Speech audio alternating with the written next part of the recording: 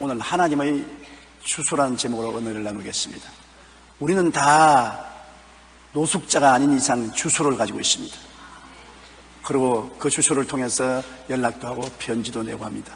제가 불광동에서 개척할 때 시골에 아주 비난하는 농부의 아내가 교회를 출석했습니다.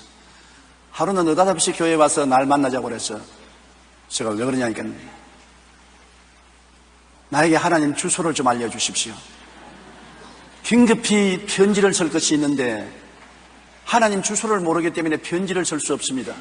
그래서 하나님 주소를 내가 알지를 못하는데 그냥 기도하십시오. 그러니까 아이고 이상하다 주의 종이 하나님 주소도 모르는 주의 종은 가짜 주의 종이구나. 완전히 무식한 농부의 아내이기 때문에 내가 설명을 할 수 없어요. 그래서 아이고 자매님 미안합니다. 내가 하나님 주소를 깜빡 잊어버렸습니다. 한 주일만 시간 여유를 주시면 하나님 주소를 알아서 편지하도록 해드리겠습니다. 그러고 떠났는데 큰일 났습니다. 하나님 주소가 있는지 내가 알아야 말을 하죠. 그래서 주님께 엎드려서 주님 내게도 주소 좀 가르쳐 주시옵소서. 저 농부의 부인이 하나님께 다급한 일이 있어서 편지를 쓰려고 그러는데 주소를 모른다고 나보고 알려달라는데 나도 주소를 모릅니다.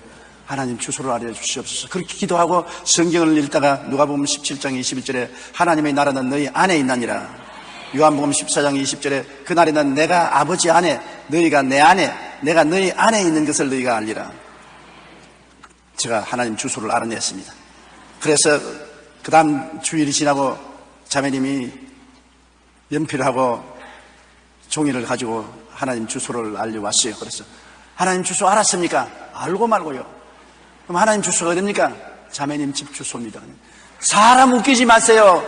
사람 교육 못 받고 가난하다고 무시하는 소리 하지 마세요. 아니요, 진짜입니다. 성경 보세요. 성경에 그날에는 너희가 내 안에 내가 너희 안에 있는 것을 너희가 알리라고 말하지 않습니까? 성경에 똑똑히 하나님의 나라는 너희 안에 있다고 말했고 내가 아버지 안에 너희가 내 안에 내가 너희 안에 있는 것을 너희가 알리라니까 지금 자매님 안에 마음속에 주님이 계신 겁니다.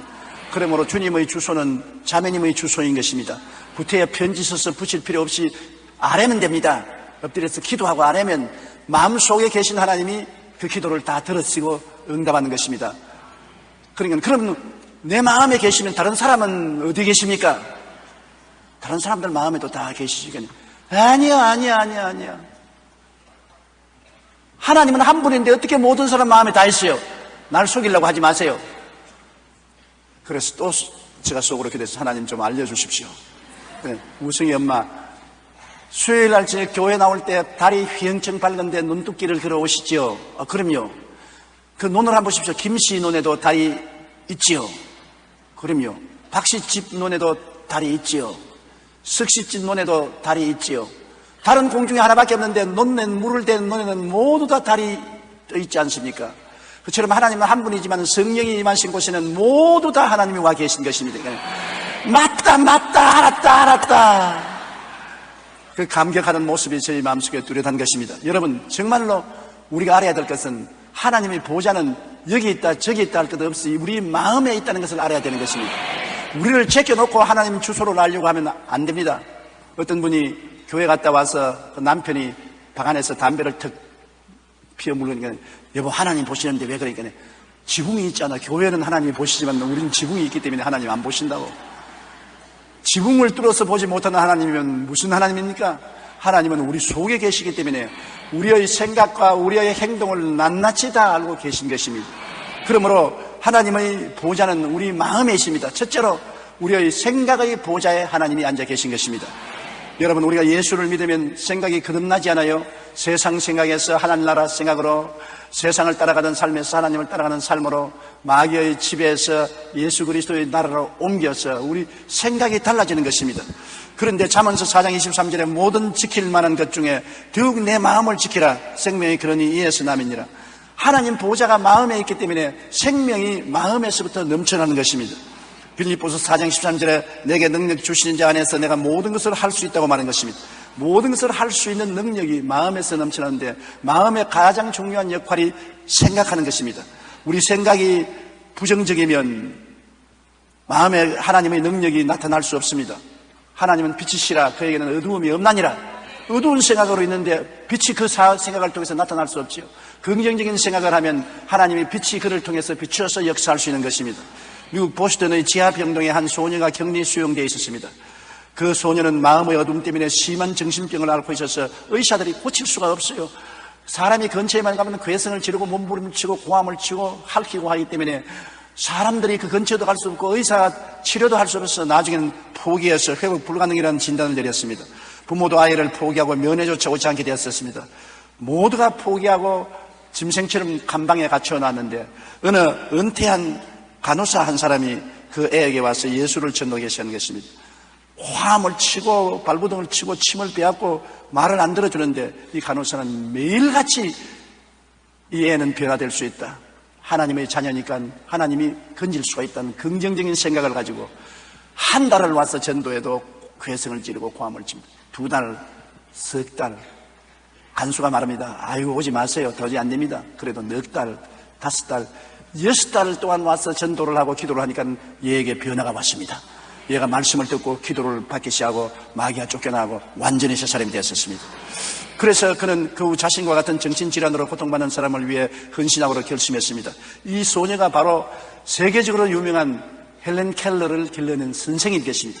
헬렌 켈러는 태어날 때부터 장님이요 기머거리요 벙어리로 태어난 이 애를 데리고서 말 한마디 한마디를 손으로 느끼게 해서 가르칩니다. 물은 물에 손을 넣어보고 이건 물이라 그런다. 내 입에 손을 대봐라. 물. 사랑은 이렇게 품어주고 난 다음에 뺨을 비비고 난 다음에 이걸 사랑이라 한다. 입에 대고 들어봐라. 사랑. 그래서 헬렌 켈리는 나중에 사람이 말을 하면 입에다 손만 대면 다 그 말을 알아들었었습니다. 그리고 유명한 세계적인 강연가가 되었은 것입니다. 그런 헬렌 켈리를 길러낸 사람이 바로 앤 설리번이라는 이 정신병 들었던 소녀였었습니다. 여러분, 마음이 진정으로 변화될 때 우리의 생각의 보좌에 하나님이 임하시면 결코 낙심하지 않고 부정적이 되지 않습니다. 할 수 없다, 못한다, 안 된다고 생각하는 사람은 아무것도 못합니다.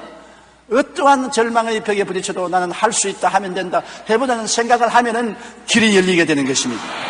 그러므로 우리는 생각 속에 하나님의 보좌가 있다는 것을 잊지 말아야 되는 것입니다.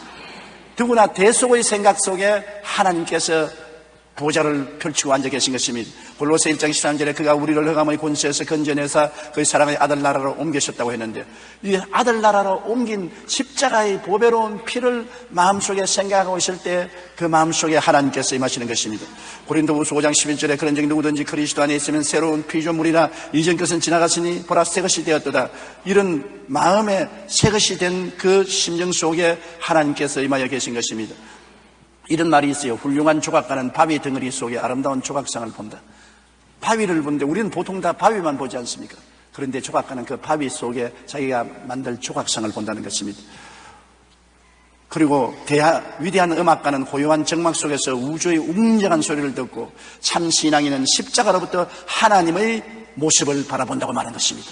우리가 십자가를 바라보고 몸짓고 피 흘려 우리를 위해서 죽어가는 그 모습 속에 참 하나님을 볼 수가 있는 것입니다. 그 고난을 통해서 한없는 사랑을 베풀어 주심으로 그를 통해서 우리를 죄에서 용서하고 의인으로 만들어 주시고 영광을 얻게 해주시고 마귀와 세상에서 벗어나서 거룩하고 성령 충만하게 해주시고 이 고난을 통해서 우리를 병에서 고쳐 건강하게 해주시고 이 고난을 통해서 저주와 가난에서 해방시켜 아브라함의 복과 형통에 이르게 하시고 우리를 부활과 영생과 천국에 이르게 하시는 그 모습을 십자가에서 볼 수가 있는 것입니다. 십자가를 통해서 참으로 우리 마음속에 십자가 보혈이 있는 곳에 하나님의 보좌가 임하여 있는 것을 알 수 있는 것입니다. 십자가를 바라보고 그 은책을 헤아려보고 십자가를 끌어안고 그를 묵상하는 마음속에 하나님의 보좌가 임하여 계신 것을 알아야 되는 것입니다. 여러분, 우리의 생각이 예수 그리스도의 대속의 은혜로 가득 찰 때 하나님이 우리와 함께 계셔서 우리는 변화된 새 사람으로 다시 태어나는 것입니다. 누가복음 9장 23절 24절에 예수님은 이렇게 말했습니다. 아무든지 나를 따라오려거든 자기를 부인하고 날마다 제 십자가를 지고 나를 따를 것이라. 누구든지 제 목숨을 구원하고자 하면 잃을 것이요 누구든지 나를 위하여 제 목숨을 잃으면 구원하리라. 예수님의 십자가를 바라보고 예수님과 함께 십자가에서 내가 죽고 장사 지내고 함께 부활했다는 생각을 가질 수가 있는 것입니다. 나의 옛 사람은 죽고 새 사람으로 살아나고, 옛 고집은 죽고 순종한 마음으로 살아나고, 옛날의 소망은 죽고 그리스도 안에 새로운 소망이 살아나고, 옛 인생은 사라지고 새 인생이 된 것을 십자가를 통하여 깨달아 알 수가 있는 것입니다. 마음이 새로워져야 되는 것입니다. 생각이 새로워져야 되는 것입니다. 여러분은 십자가 보혈을 통하여 변화받은 새 사람을 입었으므로 새 생각을 하고 살아야 되는 것입니다. 우리는 영혼이 잘됨같이 범사에 잘됨에 강건하고 생명을 얻되 풍성하게 얻는 사람이 된 자기 모습을 생각해 봐야 되는 것입니다. 나는 택하신 사람이다. 왕같은 제상이다. 거룩한 나라다. 그의 소유된 백성이다. 이것을 끊임없이 생각해서 여러분의 생각에 그리스도의 보좌가 만들어져야만 되는 것입니다. 그리고 우리 마음속에 항상 하나님의 말씀으로 충만해야 되는 것입니다. 우리가 세상 소설이나 세상 연극이나 영화나 그런 것을 보고 그런 생각으로 꽉 들어차면 안 돼요. 우리의 마음이 하나님의 보좌이기 때문에 우리 마음을 말씀으로 채워넣어야 되는 것입니다. 요한복음 15장 7절에 너희가 내 안에 거하고 내 말이 너희 안에 거하면 무엇이든지 원하는 대로 구하라 그리하면 이루리라. 우리가 주 예수 그리스도를 구주로 모시고 주 안에 있고 주의 말씀이 내 마음속에 심어지면 그 말씀에 따라서 주는 믿음을 가지고 기도하면 무엇이든지 이루어 주시겠다는 것입니다. 왜냐하면 믿음은 들음에서 나며 들음은 그리스도의 말씀으로 말미암으니라. 말씀이 마음속에 들어오면 믿음이 삭트나는 것입니다. 그리고 그 믿음으로 기도하면 응답이 오는 것입니다. 히브리서 4장 12절에 하나님의 말씀은 살았고 운동력이 있어 좌우에 낯선 어떤 검보다 예리하여 혼과 영과 및 관절과 골수를 짜겐다고 말했었습니다. 말씀은 죽은 말씀이 아니라 살아있는 말씀인 것입니다. 그래서 우리의 생각이 하나님 말씀으로 꽉 들어찰 때 하나님의 보좌가 우리 마음속에 이루어지는 것입니다. 우리 생각이 부정적인 생각에서 긍정적인 생각으로, 우리 생각이 절망적인 생각에서 십자가를 통하여 구속 얻은 새 사람이 된 생각으로, 우리의 마음의 생각이 말씀으로 항상 읽고 묵상해서 가득 차 있으면 하나님께서 그 보좌에 임하여서 우리 생각을 통하여 하나님의 뜻을 이루게 되는 것입니다. 뜻이 하늘에서 이룬 같이 땅에서 이루어지이다. 내 마음을 통해서 우리의 삶 속에 이루어지게 되는 것입니다. 둘째, 주님은 우리의 마음의 꿈의 보좌에 앉아 계신 것입니다. 꿈이란 것은 없는 것을 있는 것 같이 바라보는 것이 꿈인 것입니다. 꿈을 꾸는 것은 현재가 아니고 미래에 이루어질 것을 꿈꾸는 것입니다. 어머니가 어린아기를 갖기 전에 태몽을 꾼다고 말합니다. 태몽을 꾸고 장차 태어날 어린아이가 어떨 것이라고 그렇게 기대하는 어머니들이 많습니다. 그것도 현재에 일어난 것이 아니라 뱃속에 생긴 어린아이가 어떤 어린아이일 것을 장차 생길 것을 기대해 보는 것입니다. 꿈이라는 것은 지금 이루어진 것이 아니라 내일, 모레, 장차 이루어질 것을 바라보는 것입니다. 그런데 없는 것을 꿈을 통해서 바라보는 믿음, 이것이 있어야 하나님이 우리와 같이 계시는 것입니다. 로마서 4장 11절에 하나님은 죽은 자를 살리시며 없는 것을 있는 것으로 부르시는 이시니라. 따라 말씀하세요. 없는 것을 있는 것으로 부르시는 이시니라. 그러면 우리 눈에는 아무 증거 안 보이고 귀에는 아무 소리 안 들리고 손에는 잡히는 것 없어도 하나님 말씀을 통해서 없는 것을 있는 것처럼 내가 바라보면 그 꿈속에 하나님이 임재하여 계시고 보좌를 배설한다는 것입니다. 오늘날 우리가 있는 것만 보고 살면은 늘 염려, 근심, 불안, 초조, 절망이 떠나지 않는 것입니다. 환난과 고통이 아무리 다가오고 풍파가 심해도 그 가운데 계신 예수님을 바라보고 주님을 의지하고 꿈을 가질 수가 있는 것입니다. 예수님이 벳세다 광야에 나갔을 때 남자만 5,000명, 부녀자 기만 명이 와서 말씀을 듣고 저녁 해그름에 배가 고파서 들어누웠었습니다. 그때 예수님께서 빌립을 불러서 빌립아 어디에서 떡을 사서 이 많은 사람들에게 나누어 줄꼬? 예수님은 어떻게 할 줄 알면서 빌립을 시험했습니다. 빌립이 꿈이 있느냐 없느냐를 살폈습니다. 아무것도 없어도 먹일 수 있는 꿈이 있느냐 없느냐를 살폈습니다. 빌립은 이 사람 다 조금씩 나누어 주고도 200데나리나 되는 떡이 부족할 테니 못 먹인다 그랬었어요. 꿈이 없었어요. 빌립이 만일 예수님이 광야에 계신 것을 보았더라면 예수님은 능치 못하심이 없기 때문에 예수님과 같이 있는 자기를 생각하고 꿈꾸었으면 얼마든지 먹일 수 있다고 자신을 했을 것입니다. 주님이 계시니까 할 수 있습니다. 나는 못하지만 주님이 있으니까 할 수 있어요. 그는 꿈을 펼칠 수가 있습니다. 여러분은 못하도 여러분 속에 주님이 계시기 때문에 꿈을 펼칠 수가 있는 것입니다. 여러분은 꿈꿀 수 없어도 예수님이 있음으로 꿈꿀 수가 있습니다. 예수님을 통해서 플러스 인생을 살아야지 마이너스 인생을 살아서는 안 되는 것입니다. 언제나 여러분은 내일의 꿈을 가슴 속에 플러스해서 사는 여러분 되어야 되는 것입니다. 빌립보서 2장 13절에 너희 안에서 행하시는 이는 하나님이시니 자기의 기쁘신 뜻을 위하여 너희에게 소원을 두고 행하게 하시느니라. 소원이 뭡니까? 바로 꿈인 것입니다. 희망이 꿈이에요. 소원과 희망이 꿈이에요. 하나님은 우리 마음속에 꿈을 주시고 그를 통해서 역사하신다 그런 것입니다. 그러므로 꿈이 없는 곳에는 하나님께서 임하여 역사할 수가 없는 것입니다. 우리는 말씀을 통하여 적고 큰 꿈을 항상 꾸어야 되는 것입니다. 십자가를 바라보고 오중복음과 삼중축복의 꿈을 항상 꾸어야 되는 것입니다. 십자가를 바라보고 나는 용서받은 의인이 되고 하나님 영광에 참여하는 내 모습을 꿈꾸어야 되는 것입니다. 그건 지금 안 일어났지만은 장차 일어날 것을 지금 일어난 것처럼 꿈꾸어야 되는 것입니다. 나는 하나님 앞에서 성결을 하고 성령이 충만한 사람이 된 내 모습을 꿈꾸어야 되고, 나는 병에서 해방되고 치료받아 건강하여 활달하게 된 내 모습을 마음속에 상상하고 꿈꾸어야 되고, 나는 아브라함의 복을 받아 저주와 가난과 헐벗음에서 벗어나서 가난한 사람을 도와주고 고통당한 사람을 도와주고 나누어주는 사랑과 행복을 나누며 사는 사람이 된 내 모습을 꿈꾸어야 되는 것입니다. 꿈꾸지 아니하면 그런 사람은 절대로 안 되는 것입니다. 내가 부활 영생 천국을 얻어 주님과 영원히 살 것을 마음에 꿈꾸고 즐거워하는 사람이 그것이 장차 이루어지는 것입니다. 꿈이란 것은 없는 것을 있는 것까지 부르는 것이 꿈인 것입니다. 그러므로 내 영혼이 잘되고 범사에 잘되며 강건하게 된 것을 아직 없는데 이루어진 것처럼 마음속에 바라보고 소원하고 희망하고 꿈꾸는 것이 그 꿈인 것입니다. 이러므로 꿈이 없는 백성은 망합니다. 마음의 꿈을 품어야 우리가 승리할 수가 있는 것입니다. 우리는 항상 마음속에 천국 영생의 꿈을 품고 살아야 되는 것입니다. 나 같은 사람이 무슨 영생을 얻습니까? 십자가가 있기 때문에 영생을 얻는 것입니다. 죄를 짓고 불의하고 추악하고 버림을 받아야 마땅함에도 불구하고 죄 있는 그대로 못난 그대로 빈손는 그대로 수고하고 무거운 짐진 자는 다 내게로 오라, 내가 너를 쉬게 하겠다 하시니 주님께 나오면 주님의 보혈로 용서해 주시고 정결케 해주시고 변화시켜 주시고 저 사람으로 만들어 주시는 것입니다. 그러므로 천국의 꿈, 영생의 꿈을 마음속에 품을 수가 있는 것입니다. 요한복음 14장 1절로 3절에 너희는 마음에 근심하지 말라. 하나님을 믿으니 또 나를 믿어라. 내 아버지 집에 거할 곳이 많도다. 그렇지 않으면 너희에게 일렀으리라. 내가 너희를 위하여 거처를 예비하러 가노니 가서 너희를 위하여 거처를 예비하면 내가 다시 와서 너희를 내게로 영접하여 나 있는 곳에 너희도 있게 하리라. 예수님이 천국 올라가신 지 2000년 동안 우리의 거처를 예비해 놓으신 것입니다. 주님께서 눈물과 근심과 탄식과 이별하는 것이나 고가는 것이나 앓는 것이 없는 극락의 세계를 예비해 놓으신 것입니다. 그러고 난 다음 주님께서 우리를 주께로 오라고 하는데 이 꿈을 마음속에 품어야 되는 것입니다. 꿈을 품어야 그 꿈이 이루어지는 것입니다. 꿈이 없는 사람은 아무것도 이루어지지 않습니다. 다시 말하면 꿈은 없는 것을 있는 것까지 가슴에 품는 것을 말하는 것입니다. 여러분, 그러므로 내일에 여러분 소원하고 바라는 것을 예수 그리스도의 은혜로 오늘 이루어졌다고 마음속에 바라보아야 되는 것입니다. 그리고 꿈꾸며 감사해야 그 꿈이 이루어지는 것입니다. 프랑스의 가난한 화가 밀레는 50달러를 지불하고 물감과 붓 한 자루를 샀습니다. 그리고 25센트를 주고 구입한 작은 화판 위에 자신의 꿈과 비전을 그렸습니다. 안젤루스라는 제목의 이 그림을 그렸습니다. 자기의 마음속에 있는 꿈을 그 화판에 펼쳤습니다. 그런데 그 꿈이 이루어질 때는 어떻게 됐습니까? 그 그림이 얼마나 팔렸냐? 미화로 10만 5천 달러에 팔렸습니다. 마음속에 꿈이 품었기 때문에 없는 돈에서 50달러를 가지고서 물감과 붓한 자루를 사고 25센트를 주고 화판을 사서 그림을 그렸는데 그 꿈이 적습니다. 10만 5천 달러에 팔렸었습니다. 1억 한 5천만 원 되는가요?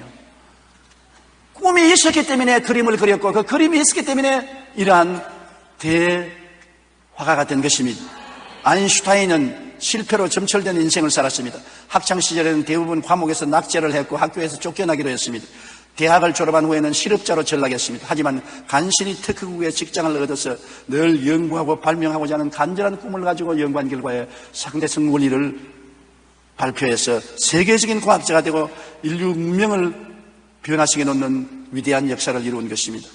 성경에도 꿈꾸는 자에 대한 이야기가 있는데 요셉은 꿈꾸는 자로 애굽의 국무총리가 되는 꿈을 미리 꾸었기 때문에 오랜 세월 동안 고난을 겪었지만은 그 꿈이 이루어진 것입니다. 여러분, 꿈을 꾸지 않는 자보다 꿈꾸는 자의 삶이 아름답습니다. 없는 것을 있는 것 같이 바라보며 꿈꿀 때 하나님의 도우심의 손길이 나타나 우리는 그 꿈을 이룰 수가 있는 것입니다. 시편 20편 4절은 이렇게 말하고 있습니다. 내 마음의 소원대로 허락하시고 내 모든 계획을 이루어 주시기를 원하노라. 소원이 있고 계획이 있어야 돼야 하나님이 이루어 주는 것입니다. 마음에 소원도 없고 계획도 없다는 것은 꿈이 없다는 것입니다. 소원도 없고 계획도 없는 사람을 위해서 하나님이 축복해 주겠다는 말은 없습니다. 우리가 마음에 뜨거운 소원을 가지고 꿈을 꾸고 계획을 갖고 기도할 때 하나님이 응답하시고 우리에게 역사해 주시는 것입니다. 하나님은 그러므로 꿈의 보좌를 벼슬하고 여러분 마음속에 임하여 계신 것입니다. 꿈이 있는 사람 속에는 하나님이 함께 그 보좌에 강림하여 계시는 것입니다. 셋째로 하나님은 믿음의 보좌 위에 임하여 계시는 것입니다.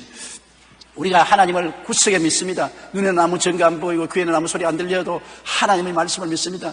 내 앞길 칠흑같이 어두워도 하나님 말씀을 믿습니다. 내가 사망의 음침한 골짜기로 다닐지라도 해를 두려워하지 않습니다. 왜? 주께서 나와 같이 계셔서 지팡이로 인도하고 막대기로 원수의 마귀를 쳐 물리치고 구출해 줄 것을 믿는 것입니다. 믿음이 우리 인생에 있어 가장 위대한 힘이 되는 것입니다. 성경에는 하나님이 세상을 이처럼 사랑하사 독생자를 주시니 이는 그를 믿는 자마다 멸망하지 않고 영생을 얻게 하겠다고 말하는 것입니다. 믿기만 하면 영생을 얻게 한다. 우리의 선한 행위나 인간의 노력으로 구원을 받는 것은 아닙니다. 믿고 난 다음에 성령의 인도를 받아서 선한 행위도 하고 착한 일도 하면 하나님께 칭찬받고 상급을 받죠. 구원은 믿음 이외에는 다른 도리가 없는 것입니다. 우리 힘으로 구원받을 수 있는 처지가 못 됩니다.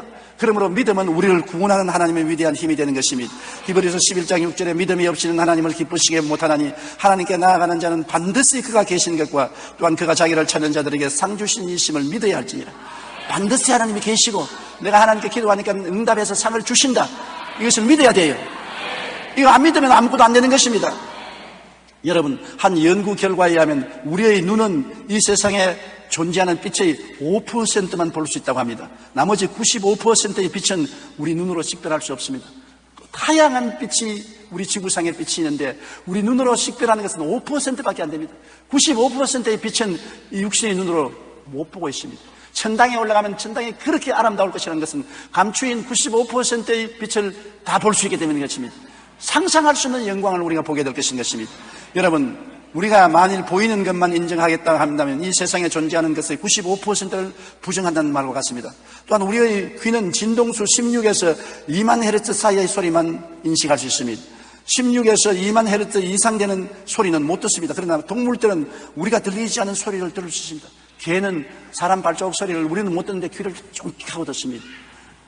독수리는 새들의 울음소리를 우리가 못 듣는 소리까지 듣는 것입니다.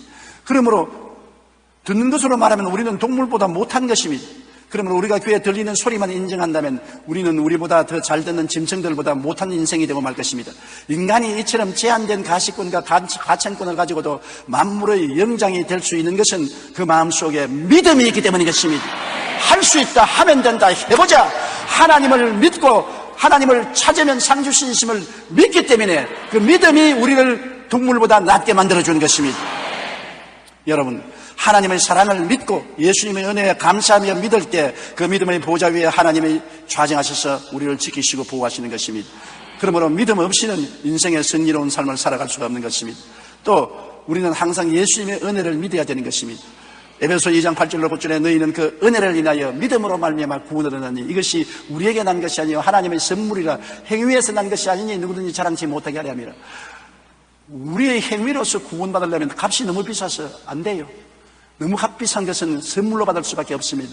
햇빛이 너무 값이 비싸기 때문에 돈 안 내죠. 여러분, 오늘부터 햇빛 비추면 돈 내라 하면 여러분 못 삽니다. 전등불은 값이 비싸지 않기 때문에 돈 낼 수 있지만 햇빛은 돈 못 줍니다. 햇빛 한 비치면 모든 만물이 다 죽어버린 것입니다.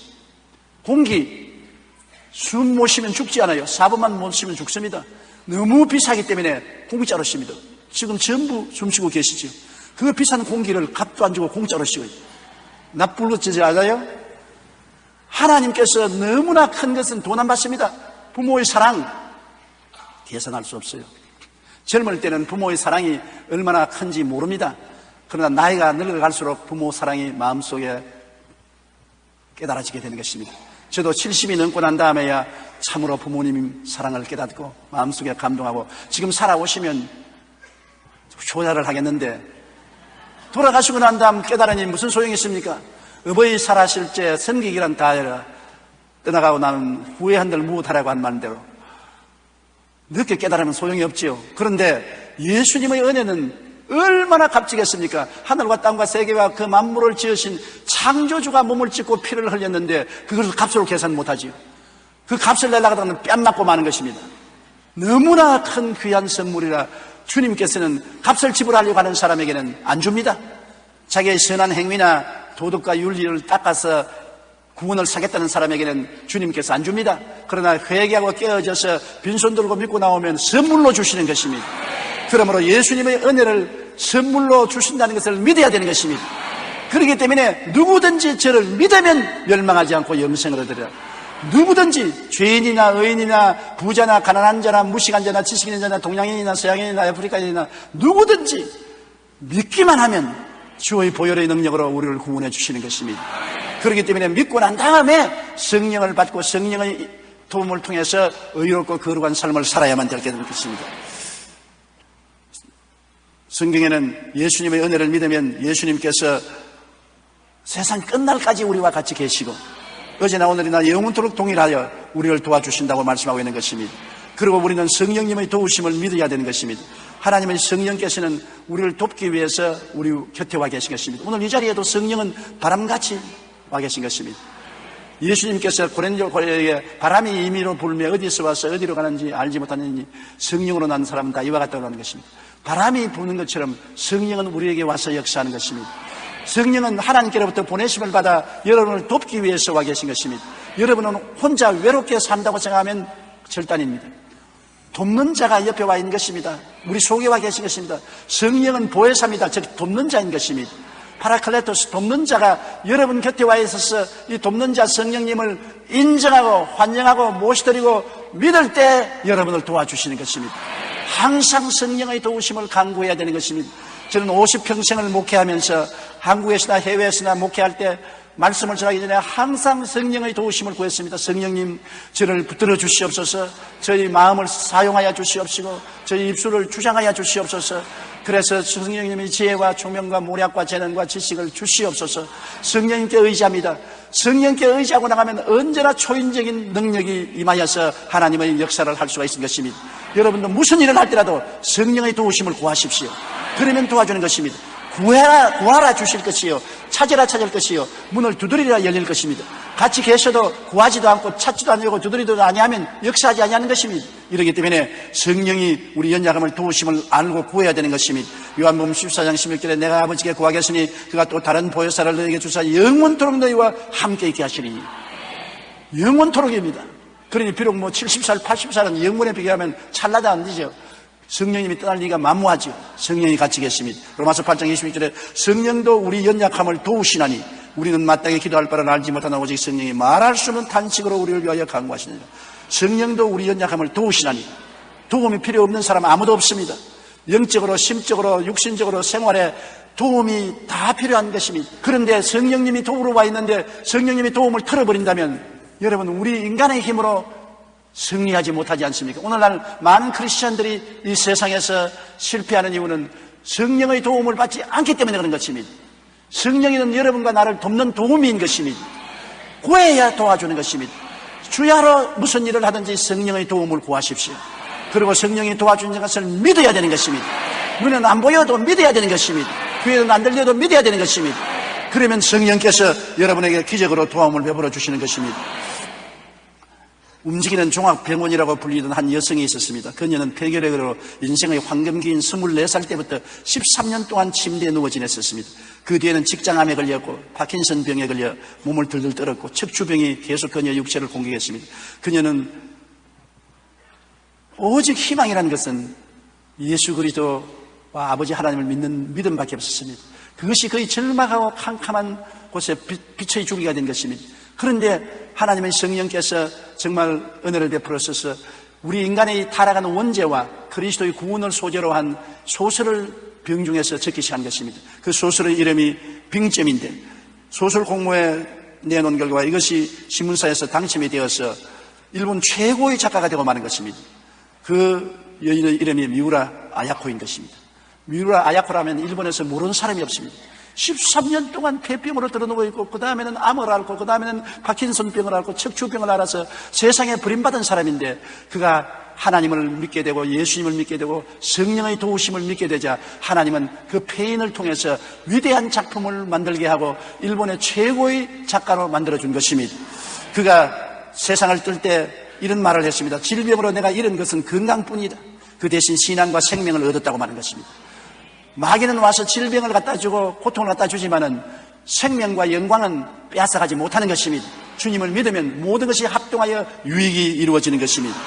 이 미우라 아야코가 만일 병을 앓지 않았다면 일본 제1의 작가는 되지 못했을 것입니다. 그러므로 하나님께서는 우리를 도우사 어떠한 역경도 우리에게 유익이 되도록 만들어주는 것입니다. 넷째로 하나님은 신앙 고백과 찬양과 감사의 입술의 보좌에 와 계신 것입니다. 입술의 고백은 하나님의 수레가 되는 것입니다. 하나님이 수레 타고 오시지 않습니까? 그런데 그 수레가 바로 여러분의 입술의 고백인 것입니다. 그러므로 입술의 고백에 하나님 보좌를 펼치고 계신 것입니다. 죽고 사는 것이 혀의 힘에 달린다니 혀를 쓰기 좋아하는 자는 혀의 열매를 먹으리라고 말한 것입니다. 야고보서 3장 5절로 6절에 혀도 작은 지체로 돼 큰 것을 자랑하도다. 보라 얼마나 작은 불이 얼마나 많은 나무를 태우는가. 혀는 곧 불이요 불이의 세계라. 혀는 우리 지체 중에서 온몸을 더럽히고 삶의 수레바퀴를 불사르나니 그 사르는 것이 지옥불에서 나느니라. 혀를 잘 사용하면 축복의 근원이 되고 하나님 보호자가 그것에 앉아서 축복의 샘물이 넘쳐나 혀를 잘못 사용하면 지옥불이 되어서 인생을 불태워버리고 만다는 것입니다. 큰 배가 폭풍이 이런 바다를 항해해가는 것은 밑에 키가 방향을 잡아서 항구로 들어가는 것입니다. 혀는 우리 인생의 키입니다. 혀를 부정적으로 사용하면 결코 긍정적인 곳에 도달하지 못합니다. 혀를 긍정적으로 사용하면 결코 부정적인 곳으로 가지 않은 것입니다. 죽고 사는 권세가 혀에 있다고 말하는 것입니다. 보통 강한 말이 아닙니다. 죽고 사는 권세, 성공 실패 문제가 아닌 것입니다. 왜 죽고 사는 권세가 혀에 있느냐? 여러분, 예수 그리스도를 구주로 믿고 입술로 고백하면 구원을 받습니다. 로마서 10장 10절에 사람이 마음으로 믿어 이르고 입으로 시인하여 구원을 이루느니라. 사람이 영원히 지옥에 불탈 것이냐, 영원히 천국 영광에 들어갈 것이냐는 것도 입술의 고백에 달린 것입니다. 예수를 구주로 믿고 예수님이 나의 구주가 되었다고 입술로 고백하면 그 적시로 그는 영원한 천국 백성이 되는 것입니다. 성경에는 무엇인지 너희가 땅에서 매면 하늘에서도 매일 것이요 무엇인지 땅에서 풀면 하늘에서도 풀리리라. 이 혀로서 풀면 하늘에서도 풀리고 혀로서 땅에서 매면 하늘에서도 매인다. 그러므로 혀가 여러분의 운명을 좌우하는 큰 힘을 가지고 있다는 것을 볼 수 있는 것입니다. 요한 1서 4장 15절에 누구든지 예수를 하나님의 아들이라 시인하면 하나님이 그의 안에 거하시고 그도 하나님 안에 거한다고 말하는 것입니다. 예수님이 하나님의 아들이라고 시인하면 아멘 하십시다. 그러면 하나님이 여러분 안에 거한다고 말씀하신 것입니다. 입술의 고백이 하나님이 우리에게 보호자를 배설하고 오시도록 만들어지는 것입니다. 내가 입술로 하나님과 예수를 부인하면 하나님의 보호자는 철폐되고 우리는 구원에서 떨어지고 마는 것입니다. 입술의 말이 우리 운명을 좌우하는 큰 힘이 되는 것입니다. 입술의 고백은 하나님의 능력의 수단이 되는 것입니다. 성경에는 마가복음 11장 23절에 내가 진실로 진실로 너희에게 이르노니 누구든지 이 산들어 들리어 바다에 던져라 하며 그 말하는 것이 이룰 줄 믿고 마음에 의심하지 아니하면 그들대로. 말이 얼마나 무섭습니까? 이 산들어 명하여 저 바다에 던져라 하고 그 말한 것이 이룰 줄 마음에 믿고 의심하지 않으면 그대로 된다. 여러분 오늘 무슨 산이 있습니까? 여러분에게 남편이 태산입니까? 아내가 태산입니까? 자식이 태산의 문제입니까? 경제적인 태산 같은 문제가 있습니까? 육체적인 병의 태산이 있습니까? 이 태산을 옮기려면 말을 바로 해야 옮겨가는 것입니다. 나는 못한다, 안 된다, 할 수 없다, 팔자 굽기가 하다, 자살해야 되겠다, 죽겠다고 말하면 파멸하고 마는 것입니다. 그러나 하나님이 나와 같이 계심으로 우리 남편은 회개할 것이다. 우리 아내는 변화될 것이다. 우리 자식은 잘 될 것이다. 문제는 해결된다. 기적은 일어난다. 좋은 일이 일어난다. 없는 것을 있는 것까지 말하면 그 말이 여러분을 그곳으로 이끌어가는 것입니다. 현재는 없지만은 없는 것을 있는 것까지 말해야 되는 것입니다. 말이 여러분을 그곳으로 이끌어가기 때문에 말을 잘못하면 파멸당하고 마는 것입니다. 그러므로 입술의 고백에 하나님의 능력이 따른다는 것을 우리가 잊지 말고 입술의 고백에 주의해야 되는 것입니다. 할러바닛은 긍정적인 말의 힘에서 그는 이렇게 말합니다. 우리가 하는 말에 따라 우리의 삶이 달라집니다. 부정적인 말을 하는 사람은 부정적인 삶을, 긍정적인 말을 하는 사람은 긍정적인 삶을 살게 됩니다. 이것이 바로 말이 가진 힘입니다. 그렇게 말했었습니다.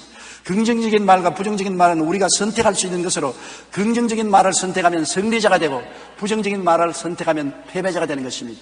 우리가 선택권이 있는 것입니다. 내가 오늘부터 긍정적인 말을 하겠다. 승리를 택한 것입니다. 오늘부터 나는 부정적인 말을 하겠다. 패배자의 길을 선택한 것입니다. 죽고 사는 것을 여러분이 선택하는 것입니다. 얼마나 중요한 책임이 있습니까? 남에게 탓하지 마시고 여러분 자신을 언제나 탓해야 되는 것입니다. 우리는 입술의 고백을 통해 나오는 순간 우리 자신에게 영향을 주며 우리의 삶을 변화시키는 것이 말의 힘인 것입니다. 특별히 신앙 고백을 통한 우리 입술의 고백은 하나님의 손길이며 하나님의 능력과 수단이 된다는 것을 잊지 말아야 되는 것입니다.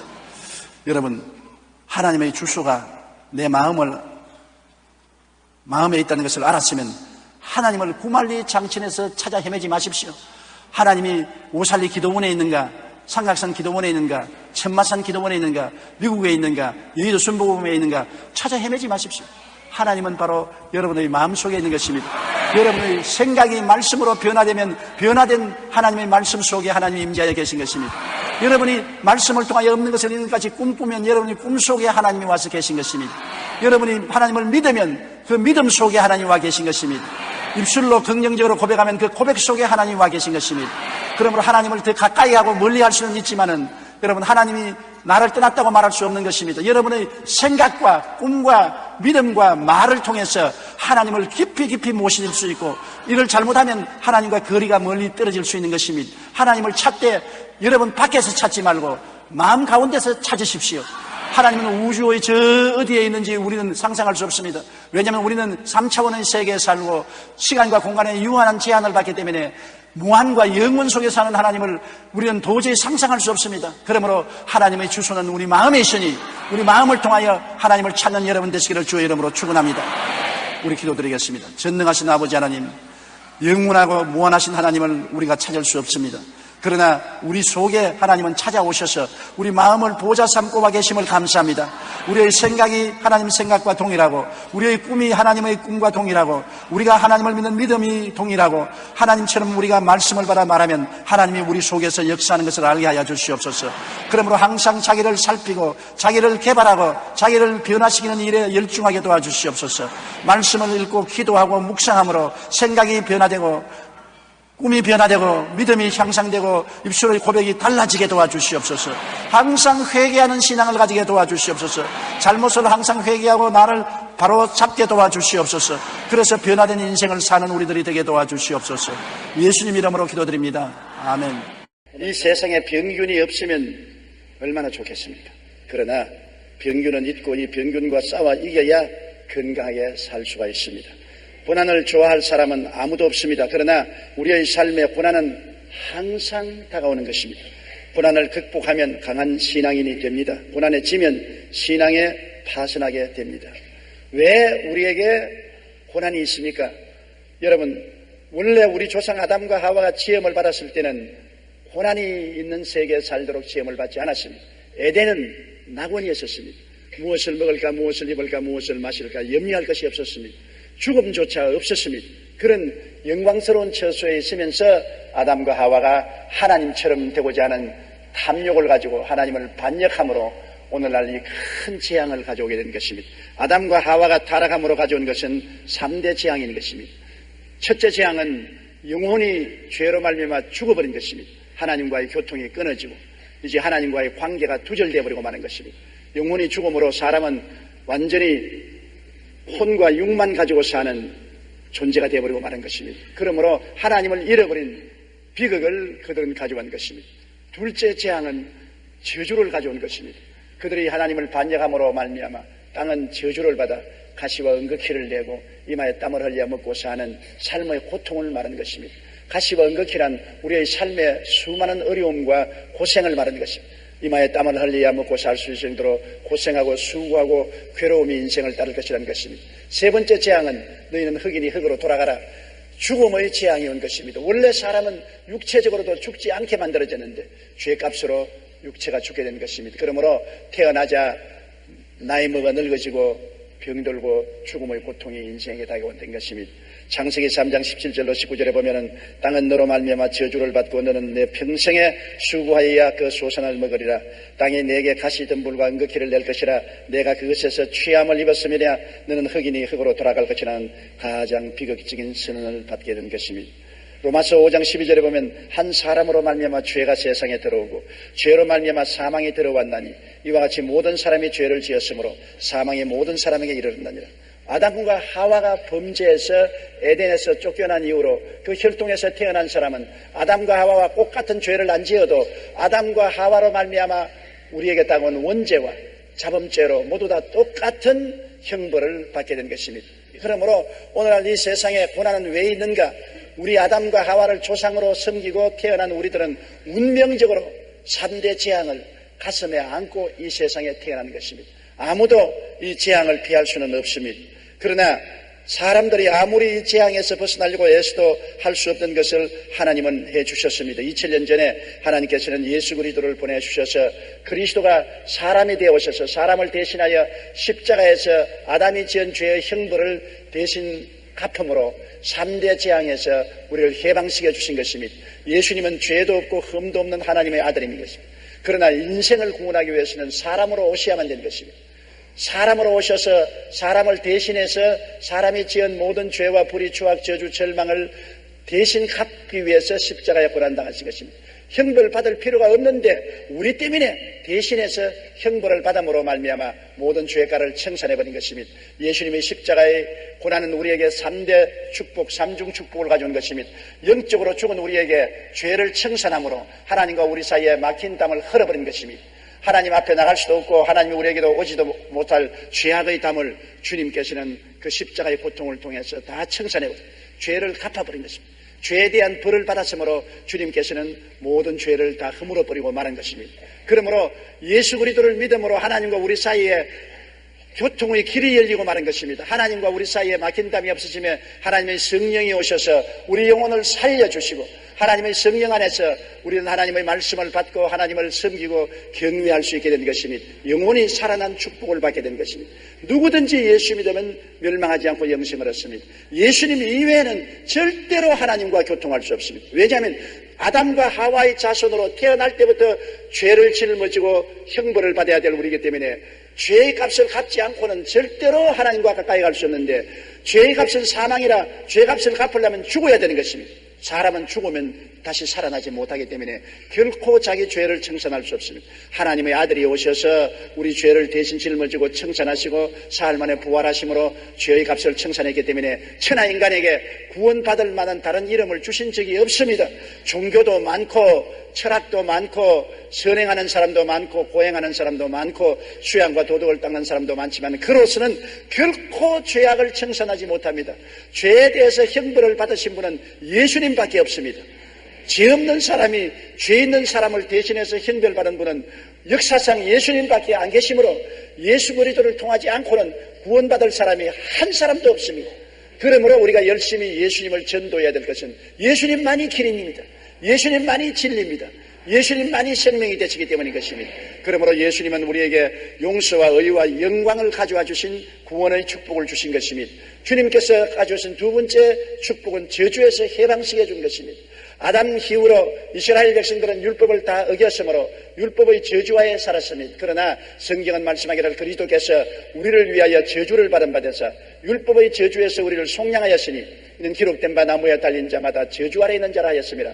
이는 그리스도 예수 안에서 아브라함의 복이 이방인에게 미치게 하려 함이라고 말한 것입니다. 예수님이 십자가에 높이 달린 것은 우리의 저주를 대신 짊어지기 위해서 그러야 한 것입니다. 저주받은 자는 나무에 매달리라고 성경은 말했는데 복받은 예수님이 나무에 매달릴 이유가 없습니다. 우리의 저주를 대신 짊어지고 예수님께서 십자가에서 저주를 청산해버리기 때문에 이제 예수 그리스도 안에서 저주는 없습니다. 그리스도 안에서는 오직 아브라함의 복만 넘쳐날 따름인 것입니다. 이사야 53장 5절에 보면 그가 찔림은 우리 허물을 인하며 그가 상함은 우리 죄악을 인함이라. 그가 징계를 받음으로 우리는 평화를 누리고 그가 채찍에 맞음으로 우리는 나음을 입었다고 말한 것입니다. 그러므로 예수 그리스도께서는 채찍에 맞으신 공로를 통해서 또한 세 번째의 재앙인 질병을 제하여 주신 것입니다. 우리는 세상에 태어나서 살면서 가지가지 질병을 다 앓고 고통을 앓고 있는 것입니다. 그런데 예수님은 우리의 질병을 갚기 위해서 빌라도의 뜰에서 40에 하나 가만 39찰 매를 맞고 가슴과 덩어리가 갈기갈기 찢어지고 선지피를 흘렸습니다.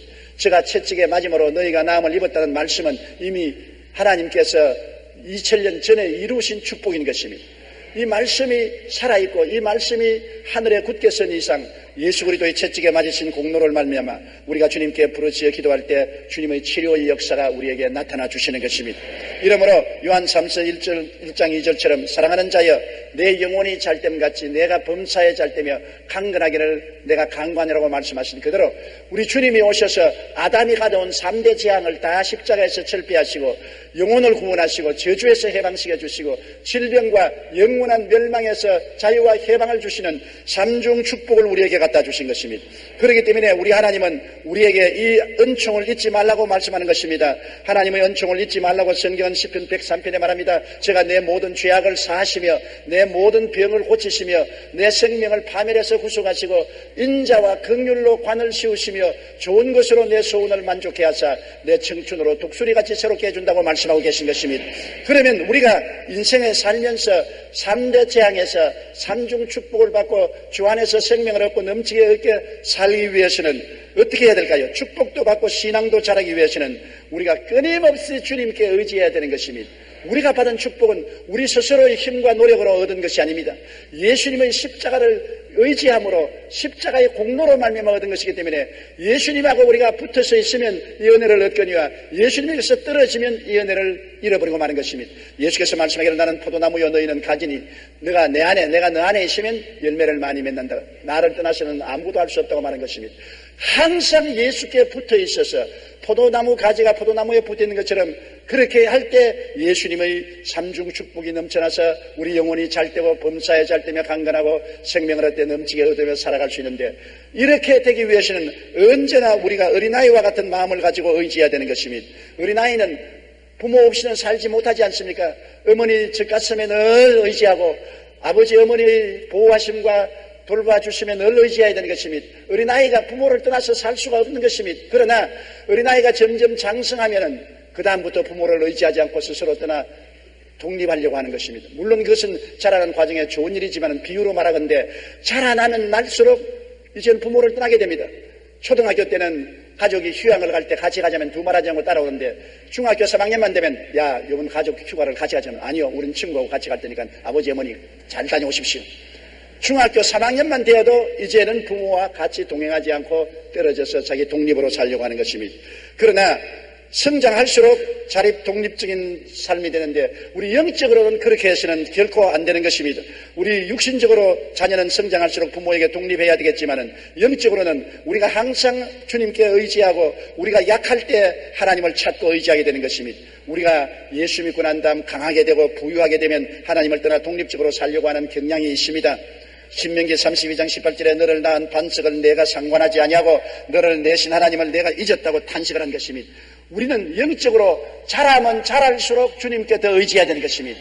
주님을 더 붙잡고 주님과 함께 있어야 우리가 항상 성령 안에서 자라고 축복을 받지, 주님에게 떨어지면 나무에서 꺾어진 포도나무 가지와 같아서 말라버리고 마는 것입니다. 그렇기 때문에 우리는 언제나 약할 때 주님께 의지하게 되는 것입니다. 한국 교회 통계를 보면 1996년 국민소득 1만 불이 넘으면서 교회 출석률이 40%로 떨어진 것으로 나타났습니다.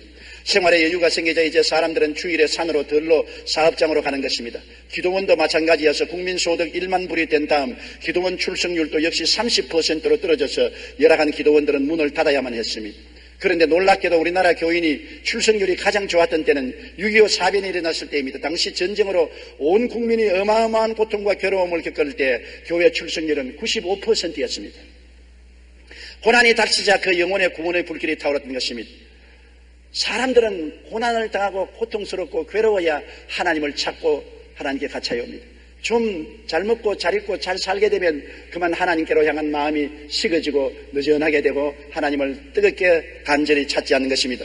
우리가 고난으로 말미암아 항상 깨어져서 하나님을 찾게 하기 위해서 하나님은 우리에게 고난을 허락하시는 것입니다. 성경은 마음이 가난한 자는 복이 있나니 천국이 저희 것이라고 말했는데 마음이 가난해지셔야 되는 것입니다. 마음이 부유가 되어서 이만하면 되었다, 나는 자신 있다, 이제 내 스스로 행복할 수 있다고 하면 하늘나라가 멀어지고 마는 것입니다. 항상 자기가 못나고 약하고 무능력한 것을 깨닫고 언제나 자기를 바라보지 말고 예수님을 바라보고 하나님께 의지하고 살아야 하늘나라가 마음속에 가득하고 생활에 임재하여 있는 것입니다.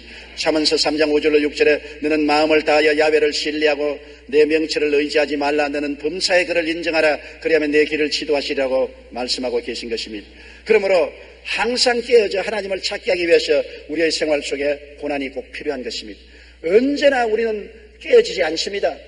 자기 스스로 의지하고 자기 뜻대로 살려고 하는 경향성이 많기 때문에 하나님 아버지께 나와서 예수 그리스도를 통해서 영혼이 잘되고 범사에 잘되고 강건하게 되면 그때로부터 기도가 게을러지고 말씀 읽기를 게을리하고 하나님 찾기를 게을리하고 하나님께로부터 점점 멀어집니다. 사탄을 따라서 세상의 일락을 좋아하고 세상의 쾌락과 세상의 정욕을 따라 나가게 되는 것입니다. 그렇기 때문에 하나님이 이 길을 막고 우리가 계속해서 주님 품 안에 있어서 축복을 받기 위해서는 고난이란 사자를 사용하는 것입니다. 고난이 와서 우리를 괴롭힐 때 사람들은 깨어지고 또다시 하나님을 찾게 되기 때문인 것입니다. 배가 고파야 밥을 찾듯이, 목이 말라야 우물물을 찾듯이, 고난이 다가와서 고통스럽고 괴로우면 하나님을 찾게 되는 것입니다. 고난은 우리에게 회개의 동기를 주는 것입니다. 언제나 인간은 고난 당할 때 하나님을 찾습니다.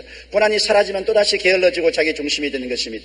역대하 15장 2절에 너희가 만일 그를 찾으면 그가 너희와 만나게 되시려니와 너희가 만일 그를 버리면 그도 너희를 버리리라고 하는 것입니다. 우리가 안일하게 되면 주님을 버리게 되고 주님을 버리게 되면 주님도 우리를 떠나게 되는 것입니다. 우리가 간절히 찾아야 주님은 우리와 같이 하시는 것입니다. 하나님은 우리가 매일같이 간절히 찾아야 되는 것입니다. 일용할 양식을 구하는 것처럼 하나님을 매일매일 구해야 하나님은 우리와 같이 하시는 것입니다. 역대하 15장 4절에 그들이 그 환난 때 이스라엘 하나님 야훼께로 돌아가서 찾으며 그가 그들과 만나게 하셨다고 말한 것입니다. 환난 때 하나님을 간절히 찾으면 하나님이 만나주시는 것입니다. 레미제라블로 유명한 프랑스의 작가 빅토르 위고는 젊은 시절 작가로서 명성을 날리면서 문란하고 방탕한 생활을 했습니다. 가족은 그의 방탕을 고통으로 받았지만 그는 전혀 개의치 않았습니다. 그러나 어느 날 그의 딸이 제발 가정으로 돌아와 착실한 아빠가 되어주시라는 유서를 남기고 세느강에 투신해서 자살했습니다. 빅토르 위고는 자기의 외딸을 생명처럼 사랑했는데 그 딸이 아버지의 방탕으로 좌절하고 절망해서 세느강에 투신 자살을 했습니다. 이 일로 크게 충격을 받은 빅토르 위고는 이 비극은 하나님께서 내게 내린 심판이라고 말하며 완전히 깨어져서 가슴을 치고 눈물을 흘리고 회개한 후 새 사람이 되었습니다. 이후 그는 후생사회국 관리가 되었고 사람들의 존경을 받는 가운데 교육부 장관까지 지냈으며 1862년에는 아무정이라는 제목의 책을 발표했습니다. 딸의 죽음이라는 고난이 그를 깨뜨려 하나님을 찾게 했고 지금까지도 존경받는 문학가로 남아있게 만든 것입니다. 하나님께서는 고난을 주심으로 회개하고 깨어져서 하나님께로 찾아오게 만드는 것입니다. 고난이 없으면 얼마나 좋겠습니까? 고난 안 받고 살면 얼마나 좋겠습니까? 그러나 사람은 타락한 속성이 있어서 고난이 없으면 자꾸만 자기를 의지하고 하나님을 떠나 세상으로 향하는 것입니다. 자꾸만 세상으로 향하려는 경향이 있는 것입니다. 이 세상으로 가는 길을 차단하고 돌이켜 회개하고 하나님께로 돌아오게 하기 위해서는 하나님께서 고난을 통해서 깨어지게 하는 것입니다. 고난이 와야 말씀을 찾고 성령 충만을 찾고 하나님을 간절히 찾게 되는 것이 사람인 것입니다.